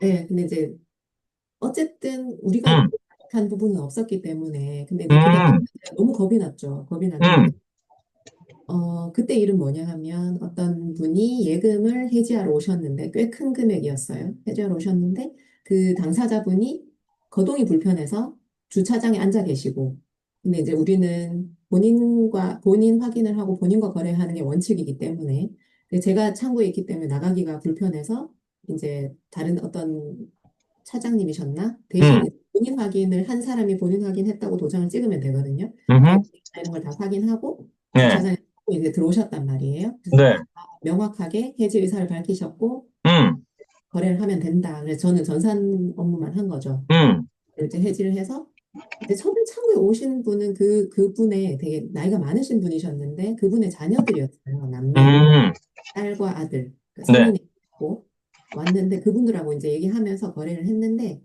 한 달 뒤엔가 그 어떤 분들이 찾아와서 그 사람들은 친자식이 아니다. 음, 그리고 실제로 그분이 여기 왔을 리가 없다라고 하면서 음, 난리를 치신 거예요. 그래서 음, 그러니까 우리는 분명히 본인 의사를 듣고 음, 했다. 그래서 그분들이 음, 소송을 한 거죠. 소송을 네, 이제 뭐 법원에 가서 어, 우리는 이제 명확하게 자료를 갖고 가서 그날 거래했는 전표라든지 이런 거 음, 갖고 가서 이제 했고 음, 그때 이제 제가 깨달은 거는 반드시 이제 객장에 들어와서 CCTV가 녹화되는 곳에서 거래를 웬만하면 해야 되겠구나라는 음, 거였죠. 그리고 이제 보이스피싱이 되게 많아요. 아, 보이스피싱에 당한 분도 많이 봤고 당할 뻔하는 분을 우리가 막은 적도 많았고 어, 근데 보이스피싱 당하신 분 중에 제일 안타까운 분이 보통은 자기가 갖고 있는 돈으로 이제 음, 피해를 당하시는데 어떤 음, 분 마이너스 통장이라고 아시죠? 네네네, 출 약정돼 있는 마이너스 통장에서 당하신 거예요. 그 음, 자산을 뺏긴 게 아니라 음, 대출로 해서 음, 네, 음, 그러신 분도 계셨고 그리고 뭐 어떤 분은 갑자기 막 이렇게 막 얼굴이 너무 하얗게 질려서 쫓아 들어오셔서 음, 빨리 해야 된다 하시는 분은 그분은 이제 자녀가 납치됐다라고 음, 압박받으면서 오신 분 그런 분 음, 계셨고 음, 정말 많아요. 이거 말고도 뭐 범죄자가 온 적이 있어서 음, 형사들이 잠복 근무한 적도 있었어요. 예를 들어서 어떤 와, 이 범죄자가 위조 신분증을 주고 수표를 교환해 달라고 저희한테 줬는데 음, 네, 우리가 이제 신분증을 받으면 진위 여부를 확인을 하거든요. 근데 이게 위조인 걸로 나온 거예요. 음, 이거 말고 다른 신분증 없냐. 그래서 음, 그분이 그럼 내가 가지고 오겠다라고 이제 신분증과 수표는 맡겨놨었나? 그리고 이제 음, 다녀오겠다라고 갔는데 네, 이게 네, 제가 지금 오래돼서 정확하게 기억이 안 나는데 형사들이 음, 이제 범죄자였거든요. 그래서 음, 이 사람을 잡기 위해서 우리 이제 객장에 들어오셔가지고 사복 형사가 이제 저쪽에 이렇게 잠복하고 이 사람을 음, 음, 결국 그 사람은 끝내 나타나지 않아서 잡진 않았지만 뭐 음, 있었습니다. 그리고 좋은 일 하나를 말씀드리자면은 음, 제가 예전에 아주 오래전에 퀴즈 프로가 TV에 한창 인기가 많은 적이 있었는데 퀴즈 대한민국이라고 작가님 아실지 모르겠는데 그거 이제 네, 해본 적이 있었어요. 네, 네, 그래서 그게 이제 TV에 전국 방송이니까 음, 방영되고 나서 이제 출근을 했죠. 음, 했더니 꽤 많은 사람들이 알아보시는 거예요. 오, 그중에는 평소에 굉장히 무뚝뚝하시고 막 말도 툭툭 던지는 이제 어르신이 한 분 계셨는데 그분이 빵긋 웃으시면서 저한테 오셔가지고 어제 TV 잘 봤다고 내가 너무 기분이 좋아가 술 한잔 했다 막 이런 얘기도 하시고 오, 그다음에 이제 오시는 분들마다 거의 다 좀 기억을 해주시고 오, 치과 의사 선생님도 기억하시고 약간 그런 일들이 있어요. 이야, 거의 순간 거의 연예인처럼 돼버리신, 네, 그 짧게 한 하루 이틀 정도. 음, 네. 이야, 지금 뭐 잠깐 말씀을 들었지만은 정말 버라이어티한, 그죠? 근데 또 당시에는 얼마나 좀 힘들거나, 그죠? 네네. 긴장되거나, 참, 어휴, 대부분이 다 추억인 것 같아요. 그렇군요. 그러면은, 은행원에 관련된 뭐 마지막 질문 드리면, 은행원으로서, 우리 대부분 어쨌든 은행을 이용하잖아요. 물론 요즘에는 온라인 뱅킹이라고 해야 되나? 이게 대부분의 어쨌든, 로 다 가능하지만 가끔이라도 어쨌든 오프라인의 은행을 방문하는데 요 하나 정도는 좀 알아두시면 좋겠다. 뭐 일종의 뭐 팁이라면 팁이고 뭐가 됐든 뭐 그러한 정보 뭐 그런 게 혹시 있을까요? 어때요? 은행 업무를 할 때요. 그러니까 은행원으로서 이제 우리 저라든지 시청자분들을 고객이라고 보고 일종의 그러면은 요러한 거는 알아두시면 좋습니다. 뭐 음, 요러한 거 어, 예를 들면은 예적금 꼭 드세요. 내지 뭐 홍보 이런 게 아니고 뭐 어쨌든 이런 경제 관념이라든지 어쨌든 뭐 저축 이런 개념을 꼭 드세요. 뭐 뭐가 됐든 간에 은행원으로서 요거 하나 정도는 알아두면은 좋을 것 같다라고 하는 뭐 소스가 됐건 정보가 됐건 아까 작가님 말씀하신 대로 요즘에는 은행 직접 나가서 거래하는 일이 별로 없잖아요. 음, 음, 친구들은 뭐 간단한 업무도 하러 오시는데 네, 예를 들어서 뭐 내가 어떤 뭐 예금이든 적금이든 대출이든 카드든 상품을 가입하러 이제 음, 매장이라고 생각했을 때 내가 그 미리 정보를 조금 아, 알고 가는 게 조금 더 유리할 수 있다. 음, 왜냐하면 이제 은행 쪽에서는 지금 많이 판매해야 되는 상품, 많이 판매하는 상품을 권할 확률이 높거든요. 근데 사실은 그것보다 더 조건이 좋거나 이 이제 혜택이 많은 상품이 있을 수 있기 때문에 내가 미리 알고 좀 인터넷으로 요새 검색하면 다 나오니까 알고 가서 상담을 한다면 좀 더 이제 깊이 있는 대화를 통해서 더 좋은 상품을 가입할 수도 있다. 음, 네. 그리고 조금 더 이제 좋은 조건으로 할 음, 수 있겠다 이런 생각이 듭니다. 이해했습니다. 그러니까 은행원들이 다 친절하시고 어떤 선의, 좋은 마음을 가지고 고객을 대하고 어떤 상품 안내해 주시겠지만 그래도 뭐 은행 방침이 됐건 뭐가 됐건 어쨌든 그런 게 작용을 안 할 수가 없으니 A라고 하는 게 사실은 따지고 보면은 고객 입장에서는 좀 더 유리하거나 좋은 상품임에도 불구하고 한시적으로 은행 직원이 지금은 B라는 상품을 좀 소위 말해서 밀어야 돼, 밀어줘야 돼, 팔아야 돼. 이런 게 작용할 수 있어서 B라는 거를 권유할 수도 있으니 아무것도 모르는 상태에서 가면은 그냥 B가 제일 좋은가 보다 하고 덜컥 네, 그거를 맞아요. 가입하거나 상품을 그저 구매할 수 있으니 그러지 말고 좀 사전에 미리 정보를 어느 정도는 파악을 해두고 가셔야 좀 네. 비교를 잘하고 가장 최선 최고의 조건을 그런 상품을 좀 가입할 수 있다. 뭐 이런. 네. 그리고 은행 직원이 상품이 정말 많거든요. 종류가. 음, 음. 그걸 다 숙지하고 있지 않거든요. 그게 모든 어떻게 보면 더 상품을 불가능하죠. 그죠? 네, 그렇죠. 그래서 모를 수도 있어요. 음, 이 음, 음, 상품이라는 걸 모를 수도 있고, 그리고 음, 개인마다 A라는 사람한테는 이 상품이 더 적합하고, 음, 사람한테는 이게 다른 상품이 음. 적합할 수 있기 때문에, 그걸 네. 이제 직원은 파악할 수 없잖아요. 그래서 나의 생활 패턴이나 이런 걸 내가 더 잘 알기 때문에, 음. 미리 알고 가면 좀 더 낫다. 네. 오케이. 되게 좋은 말씀이시네요. 시청자분들 꼭 유념을 하셔가지고 무조건 뭐 은행원을 의심해라 이게 아니고 은행원이 안내해 주는 거를 너무 맹신하진 마라. 뭐 요 네. 정도로 정리를 하겠습니다. 네. 네. 시간이 지금 얼마 지났는지 아세요, 옥토님?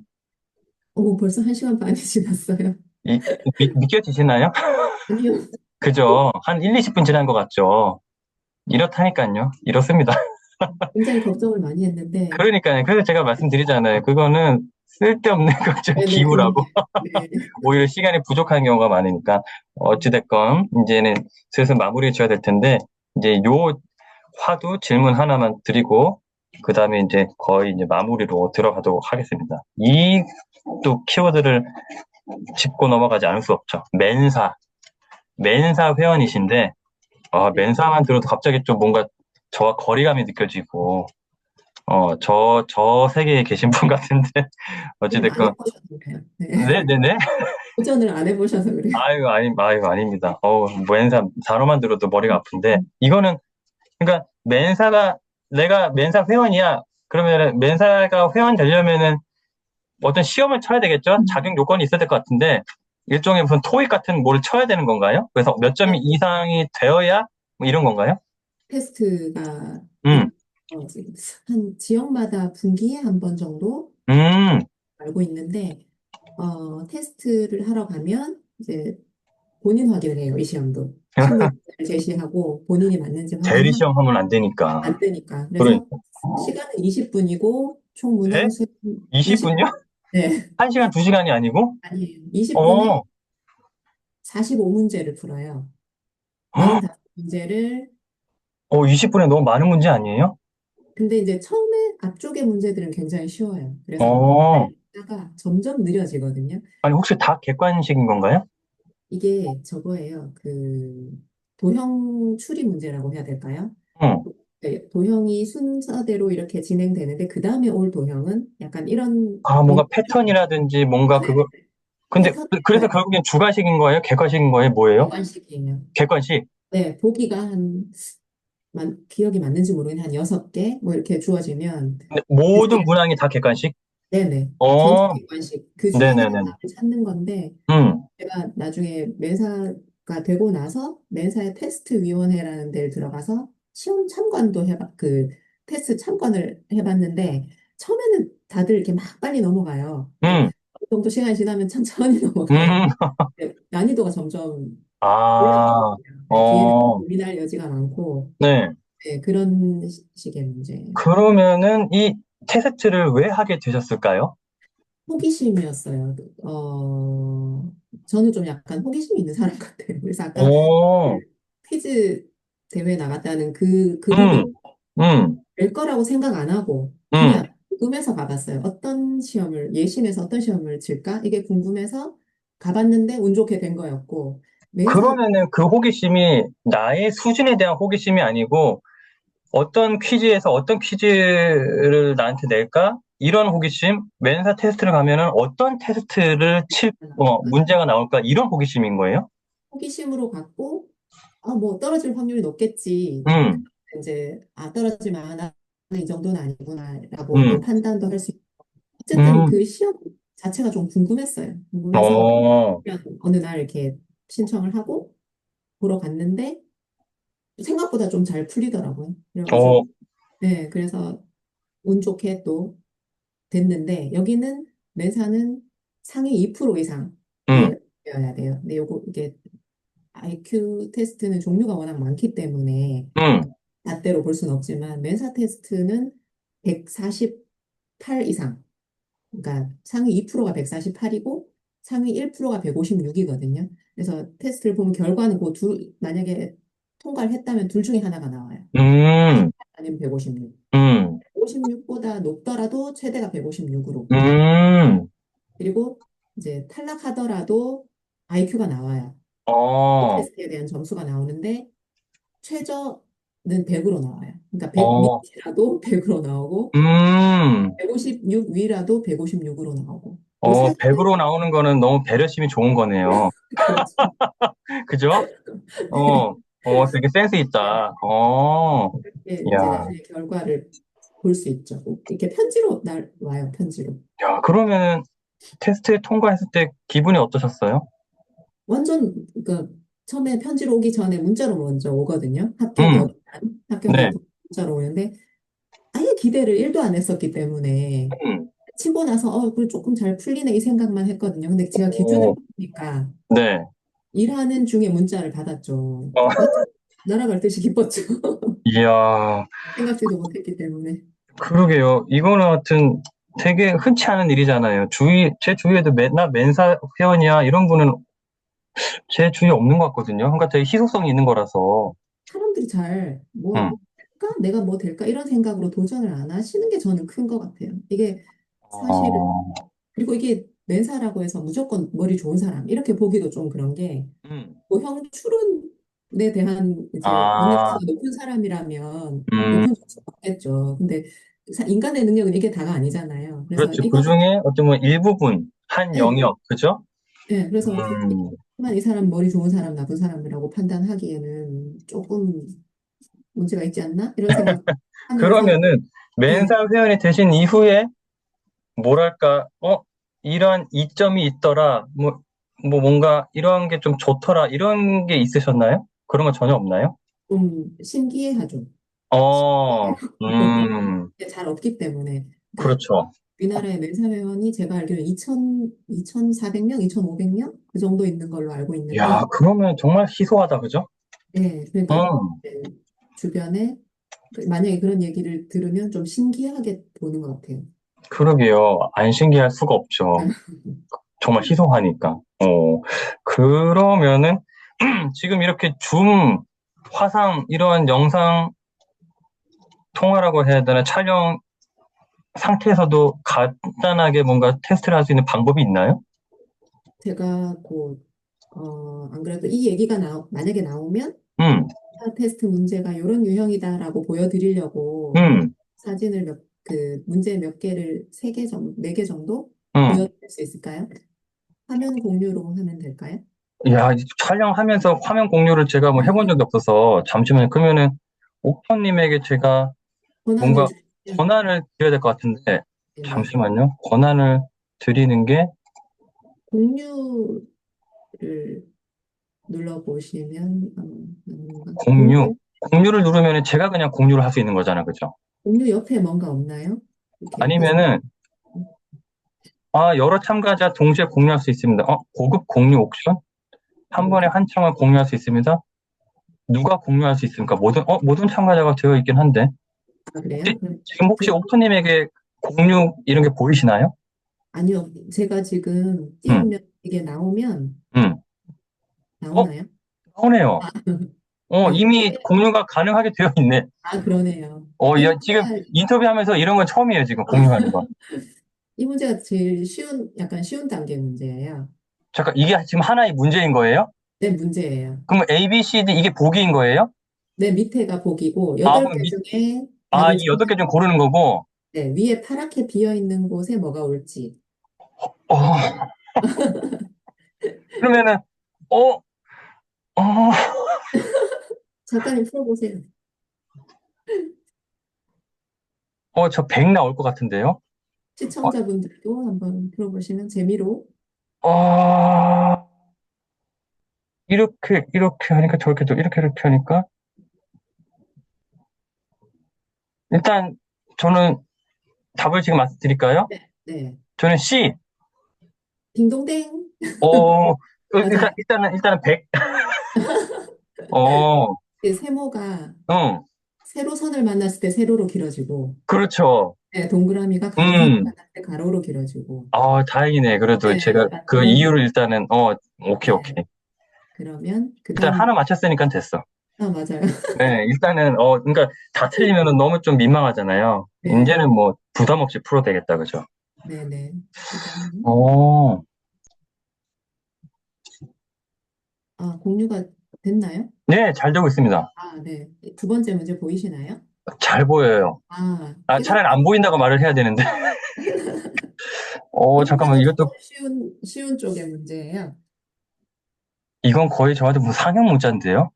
맞히실 것 같은데. 아니, 여기 오는 걸 풀으라고? 패턴을 찾으시면 돼요. 이게 실제 매사 문제는 아니고, 제가 인터넷에서 약간 네네네. 이상한 문제를, 한 1분만 주세요. 또 너무 시간이 네, 길게 끌으면 안 되니까. 네. 시청자 아니, 여러분들도, 이 겉에 테두리에 네모 동그라미, 이게 지금 무슨 패턴일까, 이게 지금? 야, 큰일 났네. 전혀 감이 안 오네, 이번 거. 한 줄 한 줄 이렇게 보시면,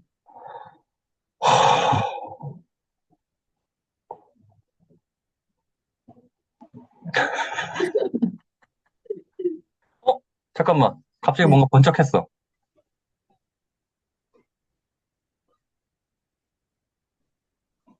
모르겠습니다. 이건 너무 시간을 계속 맞추려고 하다 보면 시간 너무 오래 끌 것 같아. 네네네.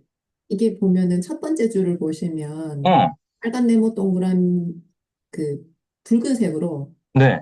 있잖아요. 두 번째 그렇죠? 줄은요. 빨간 네모, 빨간 동그라미. 응, 세 번째 줄에는 빨간 네모가 없잖아요. 그러네요.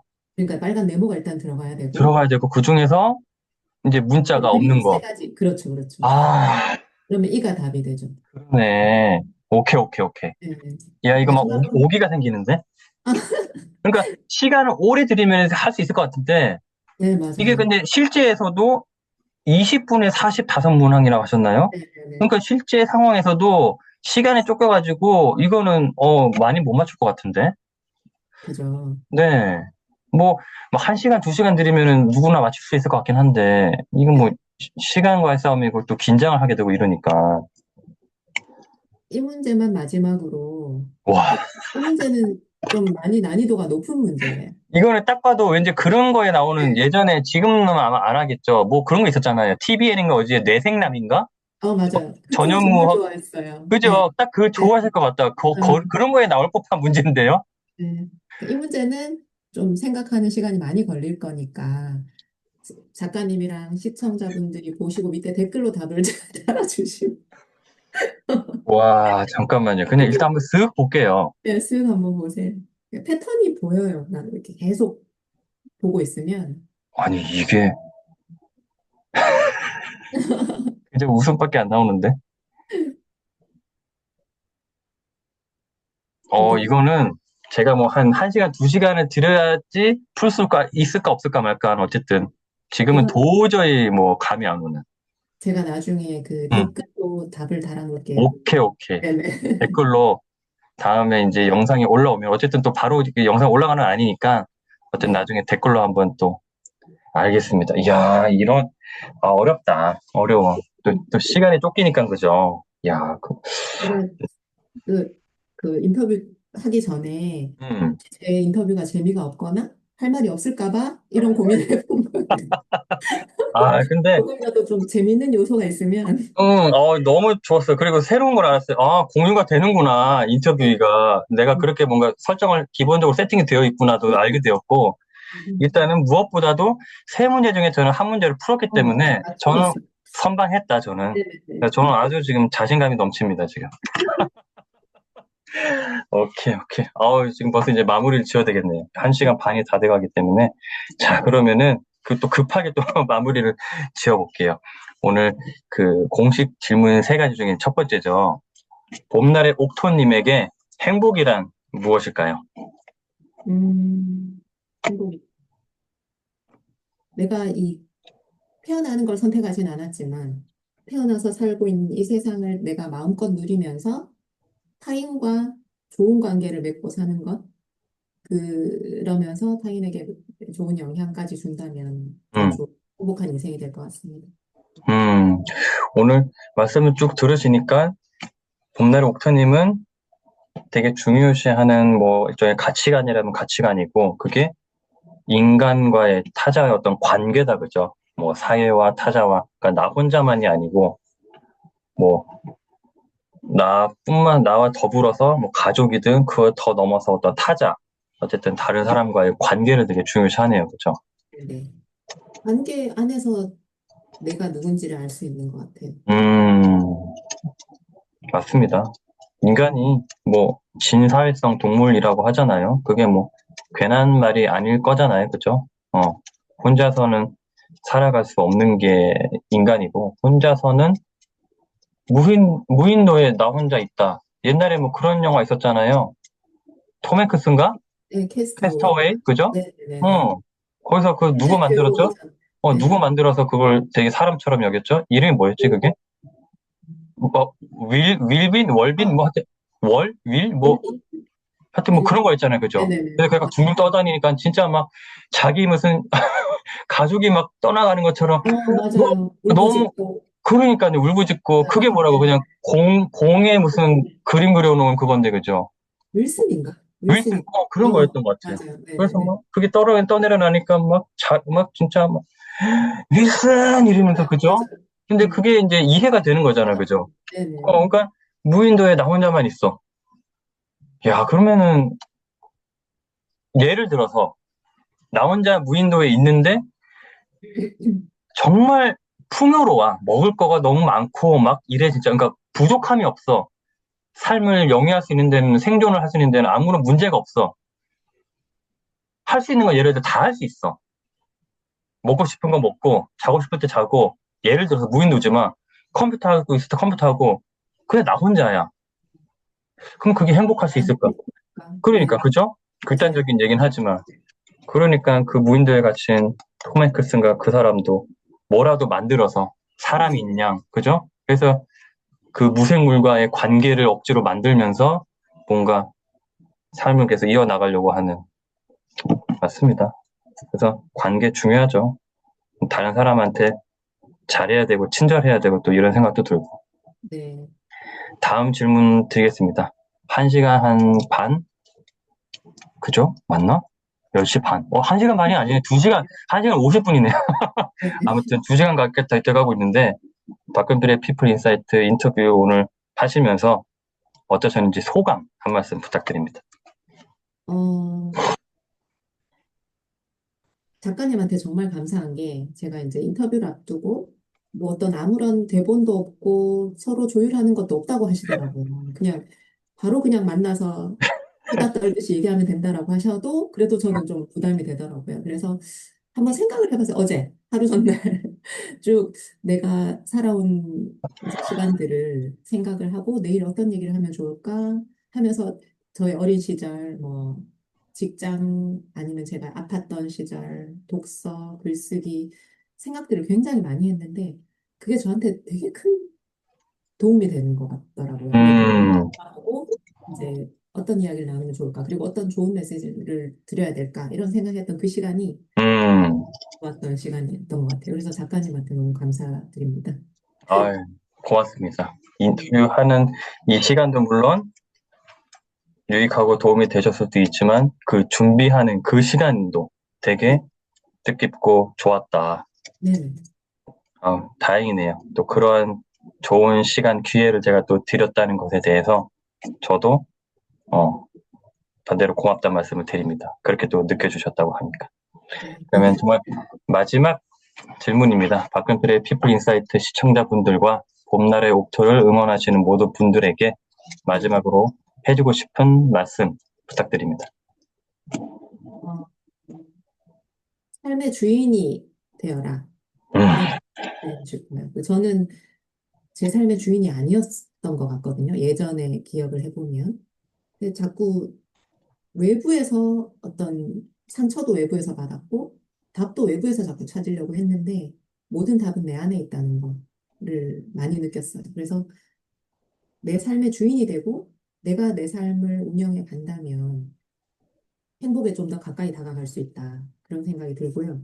그러기 위해서 내 삶의 주인이 되기 위해서는 표현하는 삶을 살아라라고 얘기하고 싶어요. 내 안에 있는 걸 끄집어내서 음, 내가 얼마나 강한지, 얼마나 아름다운지, 내가 얼마나 자유로운지를 확인할 수 있거든요. 그게 음, 글쓰기든 뭐 어떤 그림을 그리던 음악으로 표현을 하던 내 안에 있는 것을 표현하는 삶이 그게 삶의 궁극적인 동력이 됐으면 좋겠다.